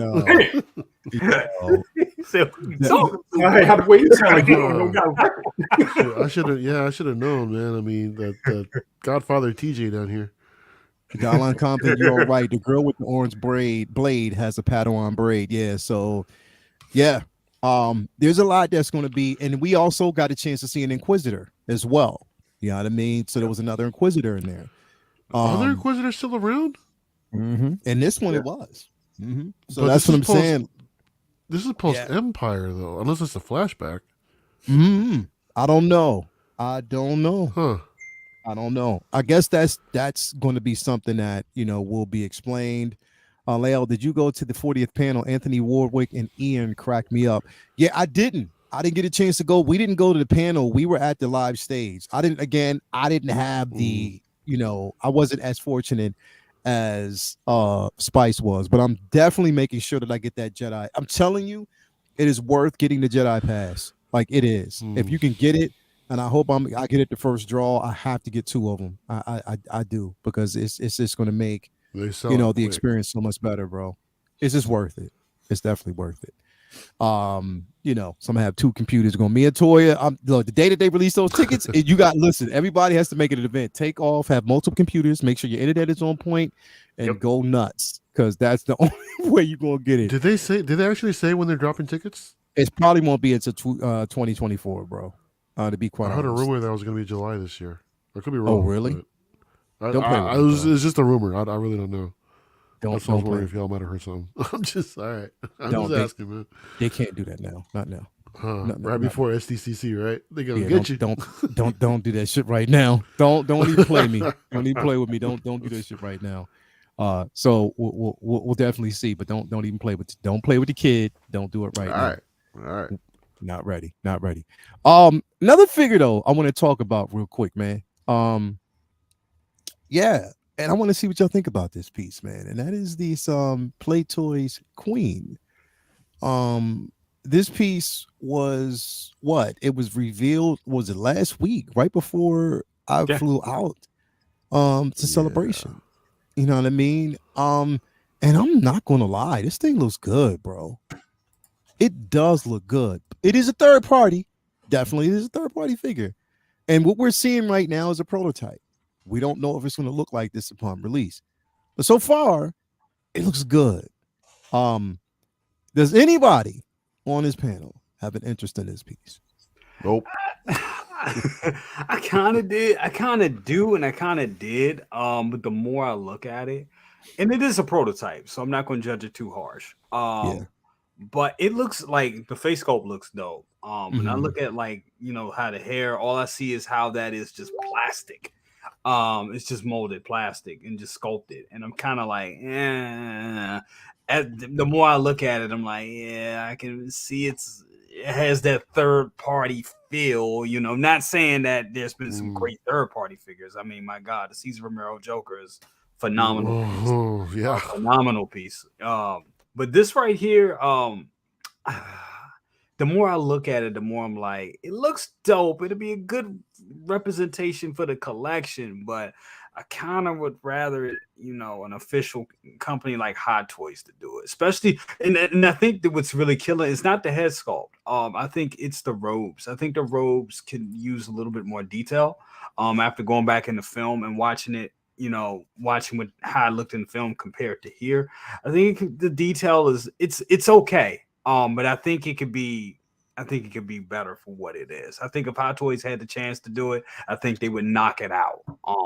Really knock it out of the park. Be real interested to see what they could do with it.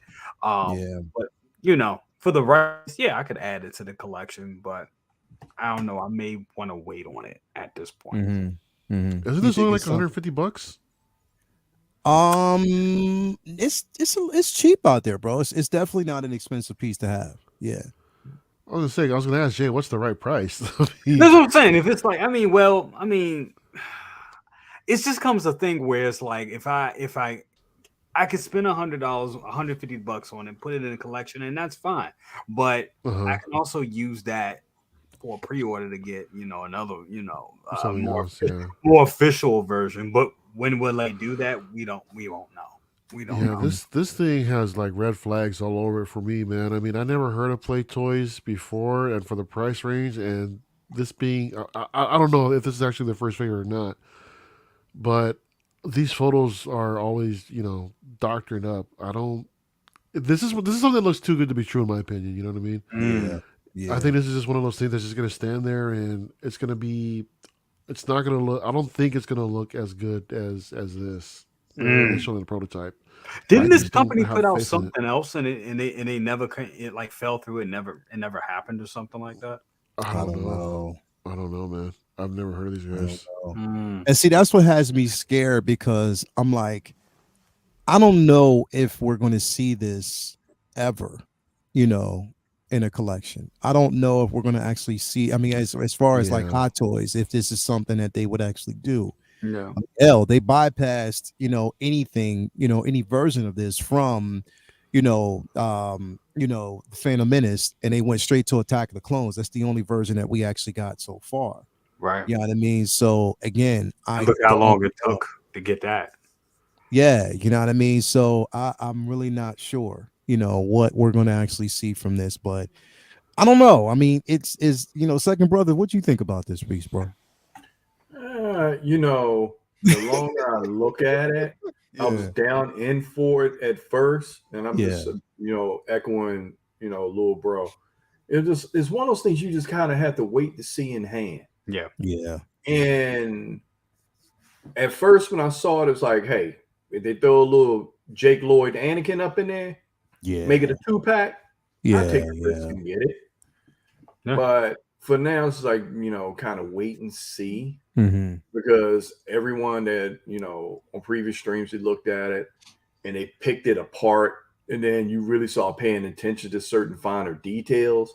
Yeah. And then you're like, when you go from shoulders up, it's perfect. But when you go down, you start seeing certain things. And I'm like, okay. Like the hands look a little bit, fishy. Like it's kind of like, I don't know about that. The head sculpt looks incredible. I'm not gonna lie, it does. Yeah. But again, not having even like with the tailoring, not having the light up features on the bulbs, that was one of the things that I would have made sense to me that they would do.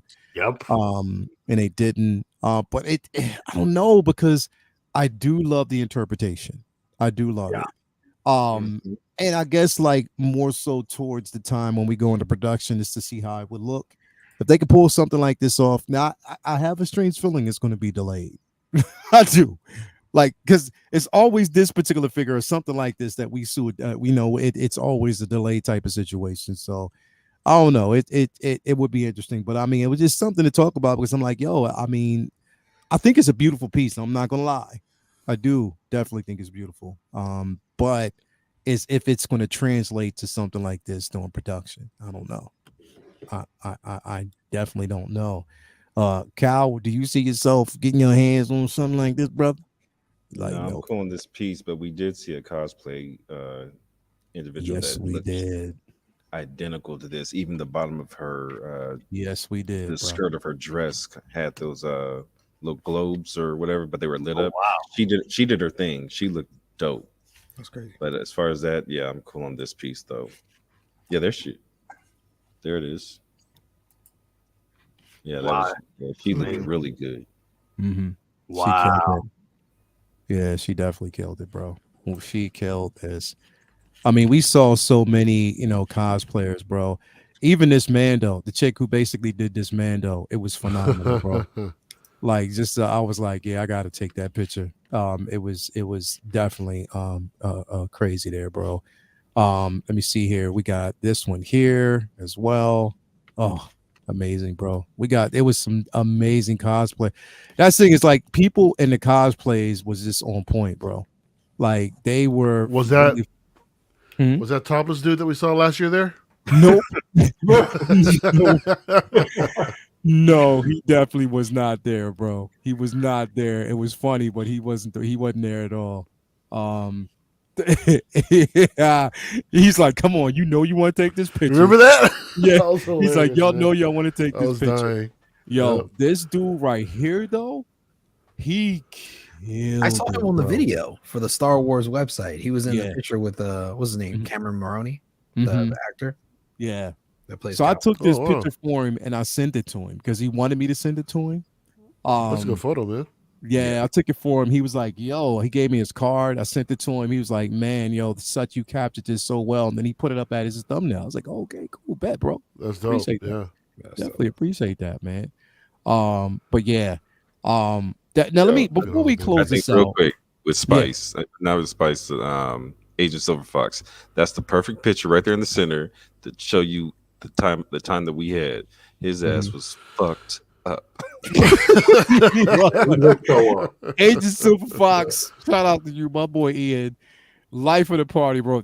We had this night, it will go down in history. Like literally, it will go down. Bro, this is us leaving the hip hop club that they shut down. Like literally tow it And up. just above his Yeah, he head, looks on all the side of the twisted. chain, that's Blitz 0065. That's our man Keith right there. Yeah, that's a man Keith right there, man. Definitely we had a blast, a hell of a good time there. Let me ask you a question though before we close this out. Because we got news of this, of course. And I don't want to make it controversial for anybody. And again, everybody out there kind of keep it nice. I'm just going to speak first, bro, because listen, I may not have loved the sequels as much, but I did love Daisy Ridley as Rey. I did love her story. And there's potential there to take it. If they do it the right way, it can be done good. Now, I wanted to bring this up because they made the announcement that, of course, she's going to be part of the reestablishing the Jedi Order. Of course, that's what they're going with this particular film. Any remarks from anybody out there? Anybody excited for this? Anybody behind it? Or anybody against it? What you think? Okay. I'm curious as to why. I'm gonna kick it off. I'm gonna say this about Rey. I love Daisy Ridley. I love her. And I remember when I first saw the Rise Force Awakens. Force Awakens. Thank you, Jesus. Had a brain fart. Yeah. And I remember thinking, I was like, man, I like these new kids. I like her and I like Finn. Oh man, I think this is gonna be good. I like what they're doing with these characters. And then we got the rest of the sequels. And after watching the sequels over, past couple years on TNT, there's things about the sequels that I like. And I think there's good things in all Star Wars that we all like. Yeah. Her story, I've said this on many streams. In the hands of a good writer, her story should have been more fleshed out. Yeah. There was nothing for me to really champion with her story. That's the thing. There was so many opportunities that they could have took her story in, and maybe in the hands of maybe that's why they're going back to the well with Rey, because there's probably somebody out there saying that I can develop a good story about Rey, and there is a good story there. I think it is, but just what we got so far, I think it was completely lackluster, and I think that, and I think that's the thing that hurts a lot of fans with it. They just need to work on the writing with this character, and hopefully that's what we'll get from this new movie. I'm not going to bash it or be like, oh, I don't want to see Rey. No, it's still money on the table. there's ways that they can incorporate her story and bring it in. They just need to come. They just need to come with that writing. They need to come with it.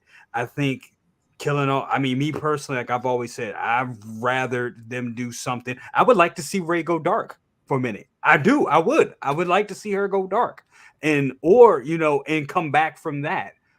They've done that. I know that's a trope at this point. They've done that several times in Star Wars, but they've done a lot of several things we've seen in Star Wars and revamped it and did it over again. I would have loved, them to just to write her story better and to see where it goes, because it is a story there. I would like to see people, I would like to see a bunch of people like, oh, she's trying to reestablish the Jedi Order. They're like, well, you're trying to reestablish the Jedi Order, but you're a Palpatine. What's up? You want to explain that? I want to see. There's story that you can go there with that.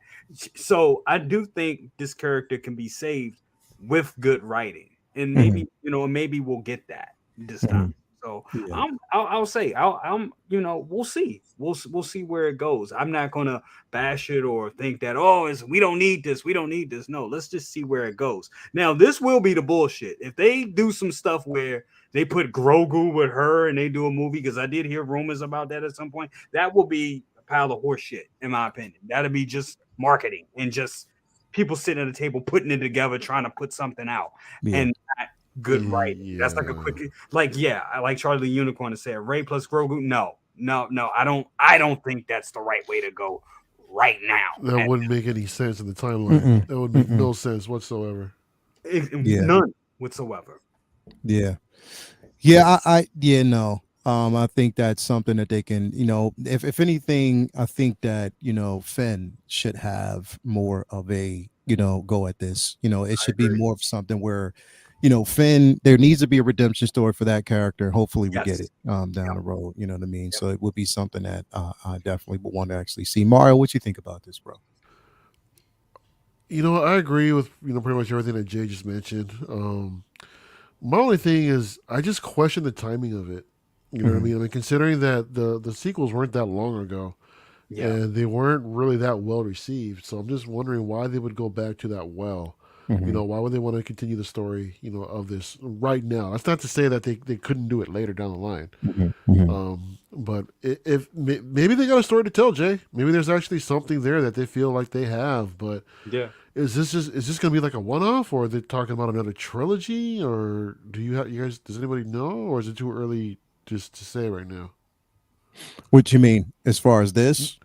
As far as this, is this going to be like a one movie or one? There's and that's it, nothing in talks about a trilogy. I didn't hear anything in that regards, but they were just going with the Jedi Order. Just like I think Trank is the one that's actually going to do. He's doing like the first Jedi. His movie's going to be based on the very first Jedi. In that order at that point. And then Filoni, of course, I think he's going to continue his Mandoverse or what's going on, within that universe. So that's the talk so far, but this was one together. The thing is with Rey too, man, she introduced a lot of young girls to the genre as well. We see a lot of young girls that are cosplaying as Rey too, which is so sweet. We see that at Disneyland, over here. When the Star Wars Nights, you see little kids, dressing up as Rey and all that. They're walking around with the kids. It's great. It's great for her character. I love that. I love seeing that. It's awesome. But again, it's just, I think it's a little too soon. This is this is something that I'm not objecting to it at all. I just question the timing. That's basically it. Yeah. But I'm hoping there's something there. And look, another thing too, why I can't really get too excited about these damn movies. It's really, really early in the development stages, right? And what usually happens with a Star Wars movie, man? Canceled. What happened? Yeah, exactly. And why? The scheduling conflicts or something like that suddenly. That's right. We just saw it right now with Patty Jenkins, in her movie. We've seen it before previously with other directors that the movie was ready to get shelved, but I don't know, man. I'm more of I'll believe it when I see it. There's an actual trailer for it, and if KK's still, leading Lucasfilm, we'll see. It really kind of seems like Kathleen Kennedy just like, well, I know I'm out the door, so I'm just gonna throw this out there for y'all to deal with. Hey, we're doing a Rey movie, bye. Yeah, right. But if she's out, why can't they scrap it? Why can't they just, what's to stop the next leadership or whoever like that from like scrapping these movies too? You know what I mean? So that's why I think it's like a little bit difficult to announce something so far out. If they had something that was already in production that'd be coming out within the next year and a half, okay, then cool. I think that would have been like more realistic. But something this far out that's in the early development stages is kind of like, fool me once. So we'll see what happens, man. Yeah, I mean, again, like I said, I give anything the benefit of the doubt, and I'm always optimistic about more Star Wars. And I love Rey's character, I love her storyline, and I love Daisy Ridley. And I think if the story's written well, if they have something that they can commit to that's written well, then it could be a success story. And I think that we have to. Anything is given a chance as long as their devotion to fans is there as well. You know what I mean? Don't just throw something out there just because you want the almighty dollar. We don't really need that at this point. We need substance. We need continuity. You know what I mean? We need certain Grogu things. Was still around. You know what I mean? We just need something that's good. Second brother, what you think about that, bro? I think with those with that trilogy, it was just too many hands, too many people in the basket. Too many people talking in one end, talking about the other end. It just totally ruined it. I mean, just totally ruined something good. When I think Ryan Johnson crippled that trilogy of what it could have been. Completely crippled. Force Awakens itself, to me, I loved it. I love the film. That's one out of it. The Force Awakens. And what Ryan Johnson did, man, just completely just trashed the rest of it. Just completely. They couldn't recover from that. Me personally, for what I saw, but giving it another breath of life and giving Rey her own story, long as, like everyone says, as long as it's well written, well thought out. It's going to be great. And the whole thing with throwing Grogu and all this other stuff, I think people really need to stop throwing the rumor mill that actually sounds like ludicrous bullshit. Yeah. Because then you end up tainting an idea before it comes to fruition. Yeah. When you're out there doing that. And it's just like, it's just too much. Me and little bro was talking today about how, misogyny started getting involved in this. And then it's just like, it's totally just put a bad taste. And one thing I see people in the chat, I did read something that John Boyega said that if Daisy Ridley is involved and Kathleen Kennedy, something I'd heard what he was saying pertaining to her, he would consider coming back. He would consider coming back. And I got to pull up the article that I was reading from that. But I'm interested in her story, how it's going to evolve for the future. If she's trying to create or restart the Jedi Order, it really would be a story to tell. It's like, okay, where from Luke passing is him becoming a Force ghost that's going along with your teachings? Because, how they ran through the last one together, it's like, okay, we know she had these abilities. We know she's a Palpatine.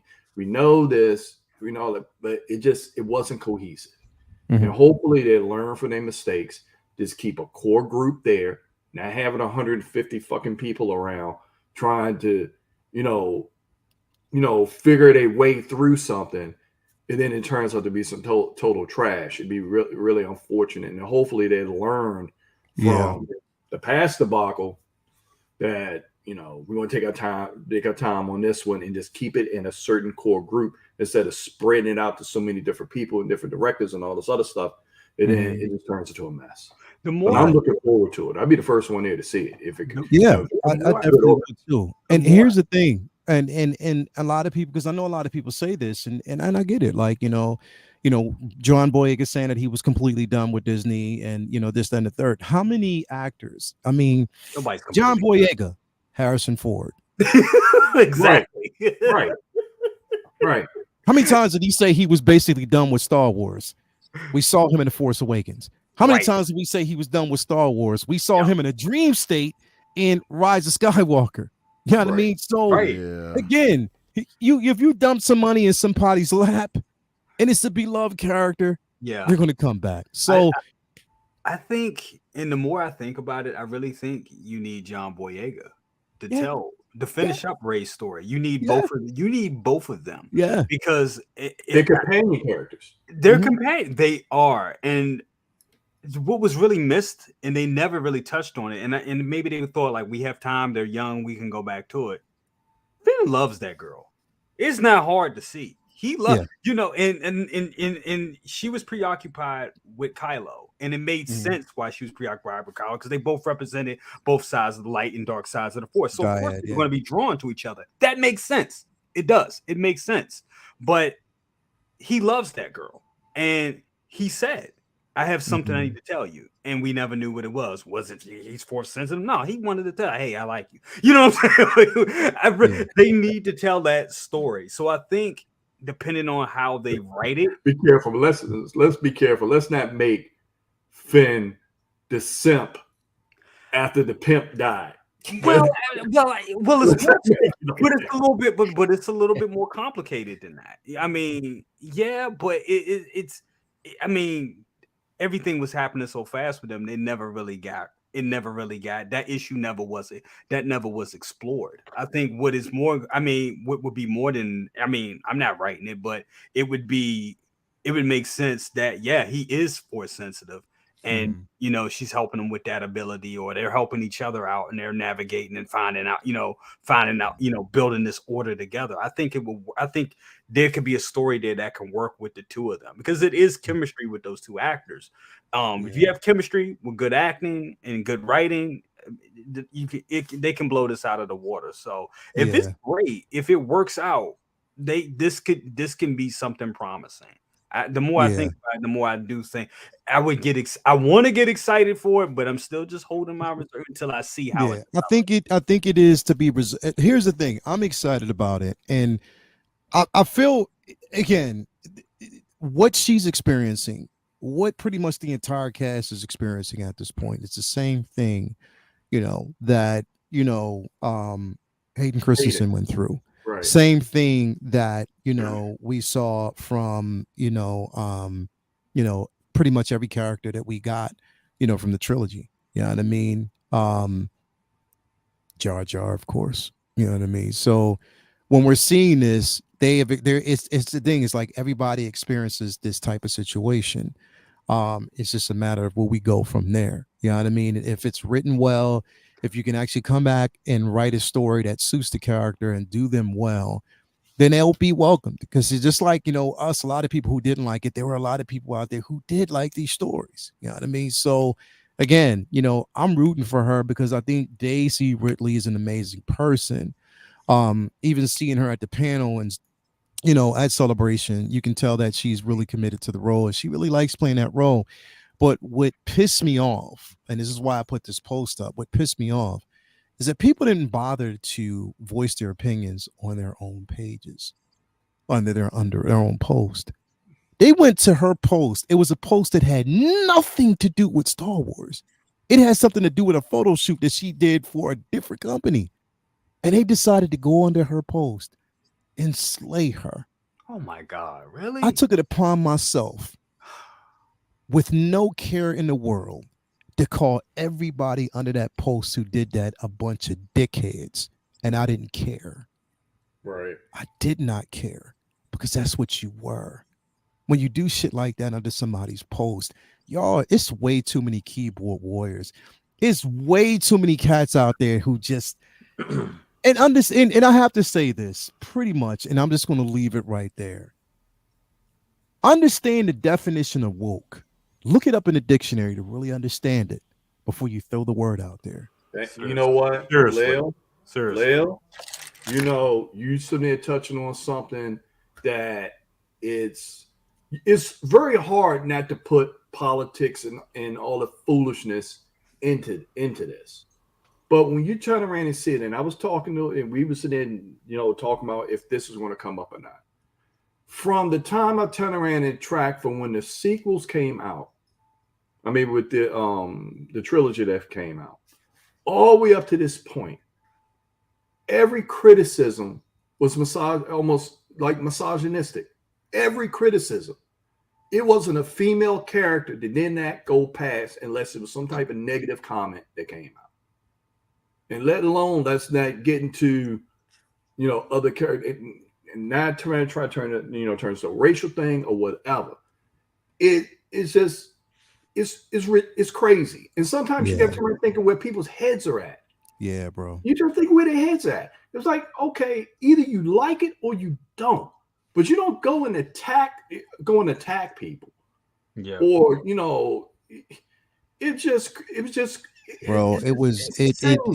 literally, there were certain people, content creators on YouTube that I unfollowed and blocked because of it. Because of the shit that they were talking about, bro. Wow, really? Like literally. One of them who I had been following him for a while, and I liked his content before, but then he started going down this road this past couple of years, and I'm like, yeah, I can't F with you anymore, bro. I'm sorry. So I unfollowed him and I blocked him because I just don't want to see it down my timeline, bro. Yeah. But Leo, these folks will not have the honest debate with you to figure it out. I hear, and to me personally, I see these things, and I directly challenge people. Like, look, if you could turn around and explain to me that comment and stand up on your 2 feet and justify it, it's like, oh, okay, everybody has the right to their opinion. But a lot of times, like you said, you got these keyboard gladiators out here putting this stuff, review bombing stuff, doing a kind of probably, and then they took not even 2 or 3 minutes to even look at before they run in their mouths and making comments. Then everybody is stacking on top of that, and then everyone feels empowered to keep this. Bro. Really, just what it is garbage. Yeah, really, bro. it is garbage, and it pretty much paint the name of Star Wars. And I actually hear Star Trek fans turn around like, "We don't have this kind of bullshit." Oh yeah, y'all do. Oh yeah, and they do. They do. Like we don't have this one. But why can people just enjoy something? Let a story evolve. Leave all this crap out. I just don't understand it. But when you say that thing woke, that really kind of shook me, because every time you throw that out there and you try to get a person to find it, they can't do it. Yeah, they can't, bro. And and I definitely agree with what you basically said. Yuli second kid, hate generates clicks. Why spew the venom? I say Snyder bros need to move on. Yeah, I couldn't believe some of the hate that she basically received. But at the same time, why I put the post up is I wanted her to know there's some of the love that she's going to receive as well. You know what I mean? Because I enjoyed the character. The figures are amazing. You know what I mean? And yes, I want this. The thing is, the more Star Wars content we get, it opens the door for other things. You know what I mean? I just don't understand it. We are shrinking the actual franchise by the bullshit. So it is what it is. Cal, Cam, y'all have anything to say about this before I close out, bro? Yeah. Oh, Cal, oh yeah. I just don't understand. I think so. I'm not trying to like categorize Star Wars fans, but like Star Wars fans' worst enemy are Star Wars fans. And it's like, I just don't understand why. You're getting more content, right? Mm-hmm. I mean, the story is not going to hurt you at the end of the day. I mean, if you don't like the story, don't watch it. That's just how I feel, you know? And for them to like belittle and try to like go after her, we saw the same thing with the Reva oh my God, yeah. And you know how that went. You know what I'm saying? So it's like it's just repeating itself over and over again, you know? So it sucks that it had to be like that, or that people felt that they need to voice their opinions when if you don't like it, just don't support it, don't watch it. Yeah. The movie's coming out, shit's coming out whether you like it or not. We don't have that much power. So bottom line, whether you like it or not, it is what it is. Calvin, you got anything to say about this, brother? I think everybody touched on it. I just look forward to a good story at this point. I'm happy that she's back and hope they come with it. Yep. Yeah, definitely, man. Shout out to my bro Mafia out there. He says the Star Wars aside, we all need to be able to come back together and learn to have civil discourse again. It's okay for everyone to have different opinions and perspectives and still be respectful. You're right. You're right. That's it. If you don't like something, okay, voice your opinions about that. But anytime you call out an actor for doing exactly what was written in front of her, and you basically, I mean, literally the threats, the death threat, y'all a bunch of cornballs. It's ridiculous. Who needs some ass? Plain and simple. To do some stuff like that. You must don't like your mama if you are having these problems with women in strong roles. Remember, your mom was strong when she gave birth to your big head ass. So seriously, let's aside, just drop all the bullshit and be civil. Again, and hopefully we get more Star Wars content and everything is on point. It is definitely uncalled for, but moving forward, I wish it success. Again, it's Star Wars, something I love so much, very much. Just like, and Cam, you already know right now, bro, the hate that Marvel's trailer got yesterday was unheard of, bro. And I'm gonna say it. I loved it. I know. I'm like, I loved it. Was dope. See, I have a little daughter, so this is her way in. You know what I'm saying? So, I love it. I love it. Yeah. But everybody basically went on this attack. Brie Larson attacking everybody. Oh, this is a Miss Marvel film. It's not a Marvel's film. It's a Miss Marvel film. So they start like literally. And I'm sorry, Tyrone Magnus. It's happening whether you like it or not, brother. Really? He has something to say about it? He said something negative about it? Really? Bro, all the time. Oh, wow. All the time. Wow. All the time. And I'm pissed. This is why I say this, because it's people like that and other individuals out there, bro, who every time a woman is on fucking screen, it's a problem, bro. Why? Every time a woman is on screen, there is a problem, bro. Why? I don't get that, bro. I have a daughter. I have two daughters, bro. And as a father, I want to see them succeed. Each person that you see on camera has family members that want to see them succeed. Mm-hmm. And as a man, bro, literally, the way this world is, bro, for you to do shit and like some of the shit that I see on these damn panels, these channels and bro, this shit is insensitive, bro, and it just sickens me. So what I do, I just go down the line, click block, because I'm tired of seeing it, bro. I'm just being real, 100%. I collect female characters. I support female characters on screen. And I love the simple fact that they are no longer sexualized, bro. I love that. Yeah. Because they're given a space to speak. And the thing is, as long as men and women can coexist on screen and it's done in a tasteful way, it's done in a way where it's not forced, I'm with that, bro. But all the hate has got to fucking stop. The hate that, bro, as soon as the trailer dropped, people were bombing it right off the bat, bro. It wasn't a bad trailer at all. No, it wasn't at all. I thought it was one of the strong Marvel trailers, in my opinion. You know, I saw it and I was like, this, okay, I want to see this. I get it. Kind of like a Charlie's Angels type of thing. It's cool. I think it's cool. I like it. I was excited about it, honestly. So, you know, what's funny is I haven't seen the trailer yet, and I want to see it, but I was not shocked at all the negativity, that's around it. And Lil, you just already hit 1,000% in points of all the craziness, and I'm sitting up there like I was talking to a bro, like for me to sit back and look at it and almost track every single comment, and I'm like, what is going on here? Like, really, what is going on here? And then too, like you turned around and said, like your mother gave birth to you, so if you got some kind of, you need to get some therapy for that. But at the end of the day, man, all of us supposed to enjoy these things together. Yeah, and Lil, I know it must be difficult for you to come back from a celebration where everybody loved everything and had a good time, and then you come back and you see this. Bro, I did, bro. And the thing is, aside from the simple fact that I wouldn't have seen it because the internet over there, that's the only thing about London. The internet was shitty.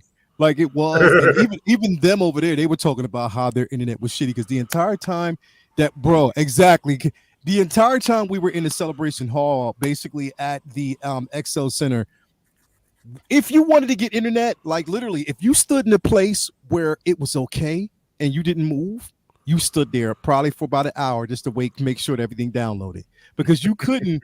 The only time we got good internet is when everybody was leaving because not everybody was on the same network. Wow. So yeah, but that's the thing is, bro. Like as soon as I saw the trailer on the way back from London, and all of a sudden I see the bombing, and I was like, yeah, I'm done. Wow. I'm done. I'm out. I'm checked out. You know what? I'm gonna say this. Do you think because there's a couple of things going on, and I look at it like this. I think some people look at it as, and what's going on a lot. You see it in a lot of properties and a lot of shows now. You see the woman leveled up, and I'm all for. I love strong women. Love strong women. Just do. I mean, from my mom or from Sarah Connor, from Ripley. I love strong heroines. That I think great. That it's awesome. Vasquez. There we go. Oh yeah, bro. Talk to me now. Yeah. I love strong female heroes and characters. But the thing is, I think nowadays, and maybe where a lot of people can have problems with it, is you see where the male counterpart is leveled down and the woman is like leveled up, and then the man is kind of like, and a man can be saved at times. Yeah. That can be fine. But do you guys, and this is a question to the panel, do you think that is becoming a trope and it's kind of overused? Because we've seen it in all of DC properties. I mean, sorry, not DC, in all of Disney properties. We've seen it where the male counterpart is saved by the woman and it's like done a lot.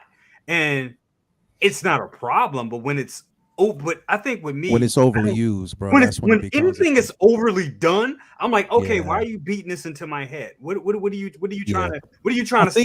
What is this an agenda? What is going on?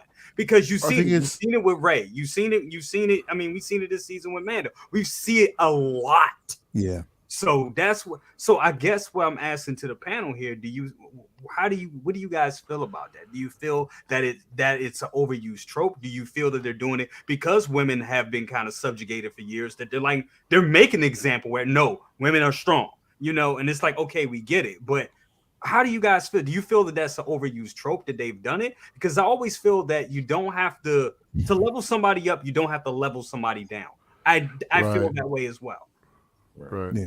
I think Mario, go ahead. What were you going to say? No, I was going to say, man, Jay, you just mentioned we're seeing it right now with Mandalorian, and we're not. I don't think anyone's like giving it any kind of flack at all, because the thing is, I think it's the natural evolution of the story to see, because we're all watching, Din Djarin do his thing, but then we're seeing how the story is actually turning more towards Bo-Katan, and I'm all for it. Once again, because good writing. The writing. Exactly. Yeah. Exactly. The thing is, like, what I believe is that it's not just that. I think it's just with anything else, any type of chauvinism or what have you. If it doesn't feel like if it's forced, if it's completely natural, blended within, good storytelling, that's fine. There's nothing wrong with that. Right. But when you go in and do what you just said, and then look at the camera and say, yeah, this is why we're doing it, or something like that, when it's forced, when it's shoved down your throat, it just gets a little like, too much. Yeah. I mean, there's other examples too, but it's just I just appreciate it when it's more naturally written well, and it's organic. Exactly. Yeah. Same with Ahsoka. Yeah, and because we spent 2 seasons, focusing on Din Djarin, but I think the setup was done so well because we know that Clan Grease has actually had a tortured past, and she's the only one of the only remnants left of her clan. You know what I mean? Yeah. To bring her name prominence. You know what I mean? But we're also seeing the simple fact that they are showing they're not showing where she's like a Mary Sue that's making it out of everything. They're showing that basically right now she has no idea what's going to happen going forward. She doesn't know how to bring these clans together. She's basically struggling by we see that, and we see it. That's what's great perfectly. About it. Yeah. We see the vulnerability with this character, and we also see the vulnerability also with Den and with everyone else. You know what I mean? They're doing it so well where it's written in where it's not a Mary Sue type of character where she's basically the one that makes it out of everything. We see that Bo is struggling. And I think that makes that character so much more related. You know, you can relate to that character because of that struggle. They're humanizing these characters in a way that it can be done so well. Also, we see that, number one, both her and Den are working together. They're working together. Right. You know what I mean? Exactly. And that's what makes for a very well-written story. Ahsoka, again, she went through her trials. We got a chance to see her in the animated show from where she is right now. Of course, she's powerful. You have to understand who trained her. One of the most powerful Jedis ever at that time was Anakin, of course. Yes. But she had her struggles as well. We've seen her go through so many different things to get to where she's at right now. You know what I mean? But we're seeing that vulnerability. That's what I'm saying. Like, it's interesting to see the dichotomy and how it's been done. And that's why I think that they're learning from those tropes, not to make it to whereas this character is too powerful and that the men take a back seat all the time. They want to actually fuse it together. But I will say this. Star Wars is starting to see this now. Yes. Marvel has to get on board too because they haven't done it enough. Right. That's the problem. They haven't done it enough. And the problem was that we did get that Captain Marvel film. And some of the things that were said in that film, of course, brought attention to it. But at the same time, I don't think that Brie Larson deserves some of the hate that she's getting right now. No. Absolutely. I don't. Absolutely. I don't. I don't think that movie deserves the hate that it's getting right now. I don't. Yeah. I really don't. I really don't. I even seen like some of the hate that even the Guardians is getting so far because of the decisions. And no one's because of the decisions that James Gunn made with DC. Right. People are attacking this film. Oh, that's fucked up. It is. I didn't even think about that. Oh wow. Yeah. That's terrible. Yeah. Terrible, bro. But this is the world we live in right now.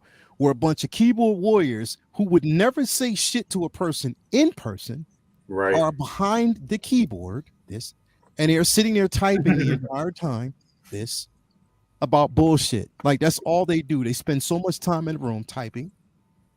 I'm just going to say this about this character because I don't like it. Or if this person's saying this, let me join in and just say, speak my piece.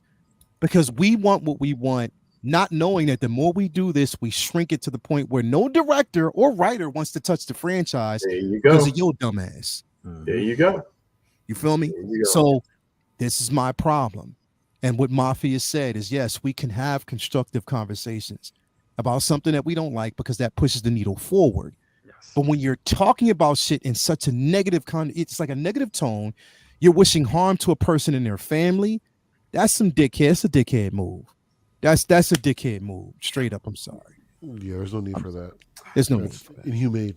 It's definitely inhumane. Little dick energy is what it's called. Yeah, big dick energy. That's what it's called, man. So again, everybody out. And the thing is, it's like we want every franchise. I want Disney. I want Marvel to succeed. I want Star Wars to succeed. I want DC to succeed. Hell, I want Star Trek to succeed.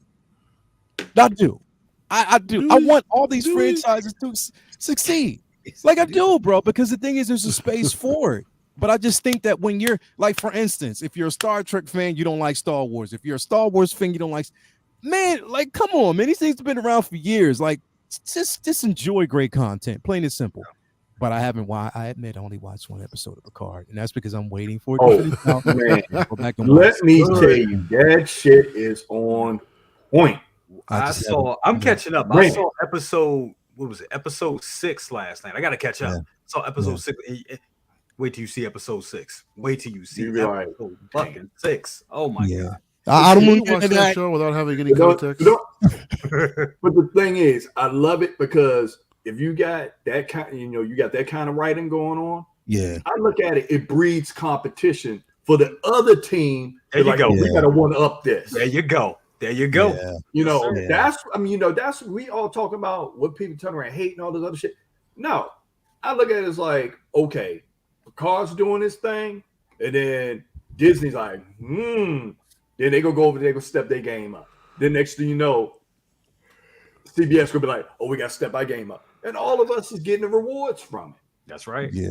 Instead of worrying about some keyboard gladiators with some bullshit, it's like, no, keep these stories going, keep these things moving, and make them better. And what they do need is collective criticism when it is some garbage. There you go. Respectful criticism. Yes. When it's garbage. And articulate why you didn't like it instead of putting up a whole bunch of tropes and bullshit and all this other stuff that if you try to get that person there to have a debate with you, they won't. Yeah. They won't. This is true. This is true. Anyway, thank you so much, everybody. Thank you so much for being here. I mean, again, we went to a good 2 hours, but it was a well worth it good 2 hours. Great show tonight. Everybody out there to chat, 109 people out there. We have more. And make sure you hit the like on the way out. Hit that like button if you haven't already. Get us to 100 likes. We got 109 people in there. At least get us to 100 likes. And I love that. Definitely. Everybody, his information is actually in the description. So make sure you actually follow everybody here. Ken, what you got coming up, brother? What you got coming up, brother? What you got coming up, brother? Yeah, man. Thank you for having me as always, bro. Appreciate it. Damn, what the hell do I have coming up? If we have any releases this week, I'll do a episode of the new. I haven't done one in a little while. I actually kind of haven't done shit in a while. Matter of fact, kind of just watching y'all's timeline, jealous that I wasn't there. Further than that, yeah, man, glad y'all back safe. Calvin, get back safe, man. Don't stop and King. Just keep on going. I got one more. Oh, I see. There you go. I might have to stop by King and pick me up a pair. There you go. Yeah, you got it. Get them gloves. Get them gloves. Booty. I'm about to go buy some in bulk. Bro, when dude, I'm talking about in London, bro. That's when you know it's the real deal. When he was like, yo, mate, you got to tell Cam I need some gloves, mate. I need some of those, mate. I really need those. I need those gloves promptly. I'm already thinking of a commercial for it right now, man. I'd be like, are you tired of dropping your replica Star Wars lightsabers at home? Get you some booty gloves so you can stick to the bad boys real quick. Bro, it's crazy. Literally, he was like, mate, I follow your channel all the time. I love it. I love it. But tell Cam I need those gloves. Really, mate. Please, I need those. Thank you. I can't wait for Japan now. Yo, man, it was incredible. It was incredible.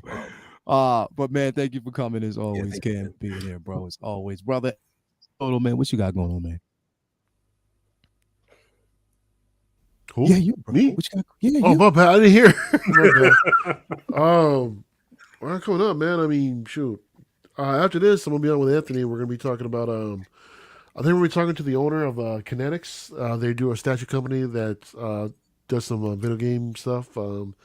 They got a dope Chun-Li statue out there, man. So we're gonna be talking, to this dude about some of his stuff. Mm-hmm. So that's gonna be interesting. Tomorrow night, Scoundrels on my channel. Y'all come through. Talking Mandalorian, talking about some of the stuff we discussed tonight as well. It's gonna be a big show tomorrow night, man. It's gonna be interesting. So come on through that, and then Friday night LWO. Where we at? I think we're on Cisco Reviews channel. Cheating Ass Dan and Dre. We're gonna be up over there with them this week. So yeah, so that's gonna be fun. Hoping Calvin can get back soon. In one piece, man. I'll see my man on Sunday. Get you the rock on that motherfucker enjoying his time. Yes, right. Yeah, really, huh? But yeah, that's pretty much it, man. But thanks for having me on, dude. Appreciate it. It was great to be here with all y'all tonight. Can't wait till tomorrow again. Civilized Scoundrels. We will be breaking down that Mando episode. I'm ready to go in. We got 2 episodes that we got to jump into. 2 episodes, man. Well, technically 1.5. But 1.5. Yeah, we'll go 1.5. We'll go 1.5. We could definitely do that. But thank you for being here, brother Cousins, aka my man. Always Space Pimp in the building. What you got going on, brother? Man, I may have to change my moniker to Mando Gideon, man, because damn. Damn. get you some candy. Oh man, thank you so much for being here. I had a ball tonight. I had a ball being out here with you guys doing the thing, man. You guys had a great trip. Hey, jelly, but well deserved, and I'm so happy. I was having fun with y'all, flipping through my timeline, looking through it. So man, that was awesome, bro. Yo, Jay, let me tell you something. We went to the club, and the face that you see on Calvin, right? Calvin had a straight face, right? Straight face. And I got video footage to prove it. Oh shit. Yo. I perfected nonchalantness, all right? Not Calvin got in the middle, bro. Calvin got in the middle of the circle and dropped it low, bro. Like he dropped. Yes, he did. How come you haven't dropped that? Yes, he did. Bro. Yes, he did, bro. Wow. Where's the tape? Stone face while he did it. Calvin, I had some drinks. When you say drop it low, you mean like I was feeling good, percolator? Like what you mean, bro, like drop it low? Percolate. Bro, it was so smooth the way he did it, bro. He can. Wow. It was a modified Gear 2023 two-step, but he got all the way down, bro. Like, and then when he came out, I was like straight face. And Calvin, he got it like, that's the way the face stays. Yeah. He was like, it don't move. It don't move. The funny thing is, we walk in. Why haven't you uploaded that, man? Where's it at? Seriously. I don't think anybody got video of that. I was taking video of everybody else. I don't think anybody got that one. But I think Tori did possibly. I don't know. Oh, okay, I don't know. maybe. She was too busy out there dancing too, bro. Like, so she. But we got in, and it was like all the the gangsters were all too cool, sitting up on the couch, shit, like they were too good. I was like, man, fuck that. We in here having a good time. So I'm really like at home, I'm usually the reserved, like laid back. I'm usually the cool one, right? I was like, man, fuck that. I'm in London. We having a good time. I was like, I got all my international brothers here with me. I was like, we getting it in. So I just kind of let loose. And then there was some bad ones there too. So I was like, fuck it. Let me let them know what goes down in the States. we can get low in the States. Low. It was so nice. Yeah, nobody try to dance in the club no more. Everybody too fucking cool to dance. That's what kind of put me out the clubs. I'm like, man, I want to dance. Even if you can't dance, do something. Yo, I want to boogie. It took me back to 18, 19, I want to go to Japan, right? Oh no. Oh shit, where's he going with this? Oh god. Hey, Lil, you know if Hold they on, go hold to on. Japan, I Hold got on. some setup for him. I want to go to Japan, Jay. I want to go to Japan, and I want to see second brother having a conversation with somebody, like brother, like literally in a club, like I mean, I'm at the pinnacle of in the places of my I am established myself in, and as soon as the song comes on, he'd be like, I'm a step. Hold on a second.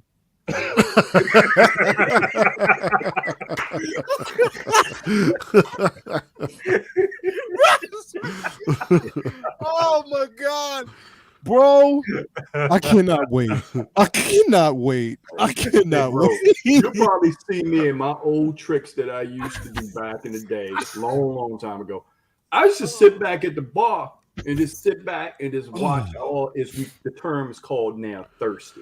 All the thirsty dudes running and getting the girls drinks or whatever. Then I watch the girls playing. The girls usually having groups of 4, and you got one that's running interference, while the other one's watching to see who's watching the girl that's getting all the drinks, and they go to pass from their girlfriends, and then the brother then want to follow the girl to the bathroom thinking he's going to get it. Bro. And then I'm at the bar sitting there chilling and laughing my ass off until one of the girls play your song. Like, what's so funny? What's so funny? I'm like, you funny. That's what's funny. I said, because you play this dude, and this dude for a drink. Then all of a sudden, all the dudes want to fight me because I get the number. And, that's a long time ago. Long time ago. Bro, I'm telling you all now, whoever goes, if we go to a club, step back and just watch Calvin work. I gotta be in this. I gotta be in the right space. I gotta be in the right mind space. Calvin work, bro. Oh, we'll make it happen, bro. I'm going. We'll make it happen, man. Gotta watch Calvin work, bro. We have to go. Gotta watch Calvin work. It is a work of art. Between him, Shane, and Ian, Agent Silver Fox, bro. Shane, bro, y'all ain't. Wow.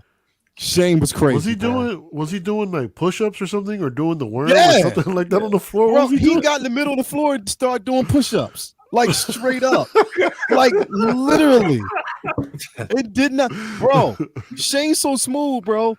He never mind. This I can't. Shane's just a smooth dude, bro. Like it, like literally. I again, I say this. Mario, because we had such a good time in Anaheim. Yeah. But I'm sorry. Oh, you already forgot about Disneyland. I see how it is. No, I was kidding. Bro, London set a bar so high because of the enjoyment factor. It was now here's the thing. Because the alcohol, bro. That's what it sounds like, bro. Anaheim celebration was a bit better because of the spacing and everything that they had going on. But I still enjoyed London's, celebration. It was still dope. Oh yeah. But just hanging out with everybody and the travels and stuff like that, the conversations we have, it was well worth it, bro. It was definitely well worth it. And Japan is just going to be off the chain. He missed one table because we had our first night when we had that was Friday night. We had dinner, but we had two separate tables. So we had like Ben and Peter and Shane was over there with you at that table too. Yeah. But then we had more so, Austin and his girls but we had more so like the black side of the table over here. And the conversation just went left. We started talking about Waffle House versus Waffle House, bro. I heard it because I was ear hustling, but I'm like, the conversation just went in and we just had a great time. We were like, man, this is the table to be at right now. Yo, it was so fun, bro. I had such a great time. I mean, so again, celebration 2025. If you can basically make it, yeah, bro. If you can make it to celebration 2025 Japan, make sure you do because I'm going. Calvin's going. Mario said he's going. Jay's going. Second brother's going. I'm gonna smuggle Cam somehow, put him in my suitcase or something. I'm just gonna tell his girl. You know what? I got a plan. So I'm just gonna tell Cal. I'm this is what we're gonna do. How we gonna play this? Sell the gloves. This is what you do. Start now. I might be making. Start now, bro. Start now. You got 2 years. You got 2 years. We'll do the math later. Start now. You got 2 years. So just start now. That's what I'm talking about. 2 years. Please buy my gloves, y'all. I'm trying to go to gym. Get them Cam gloves out there. Definitely. And I got kids. They're girls. So yes. Get those gloves out there. So definitely, if you can. Ren's Talentino, hopefully we can see you there as well, bro. You gotta make it. I hope Renz. so. Come on, Renz. You gotta make it over, bro. He said Mario, Calvin, and Anthony are gonna be the tallest ones in Japan. Right? Probably, man. Yo, I'm gonna tell you.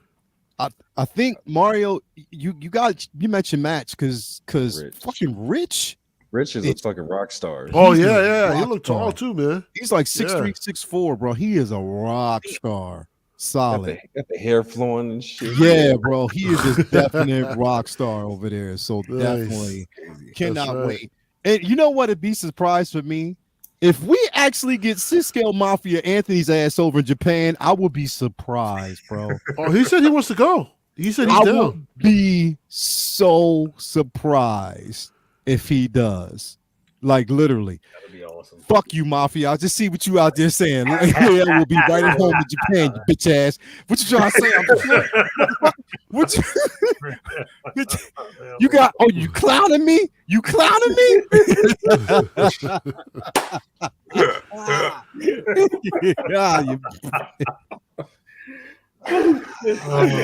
Anyway, thank you guys, everybody out in the chat for being here. Such a great show. A welcome back show. Again, be back next week for another episode of Say What, man. But until then, be safe. Again, tune in to everybody. Subscribe to everybody that you basically see here. Just make it happen. Again, love y'all. Until next week, we'll be back. We out. Peace.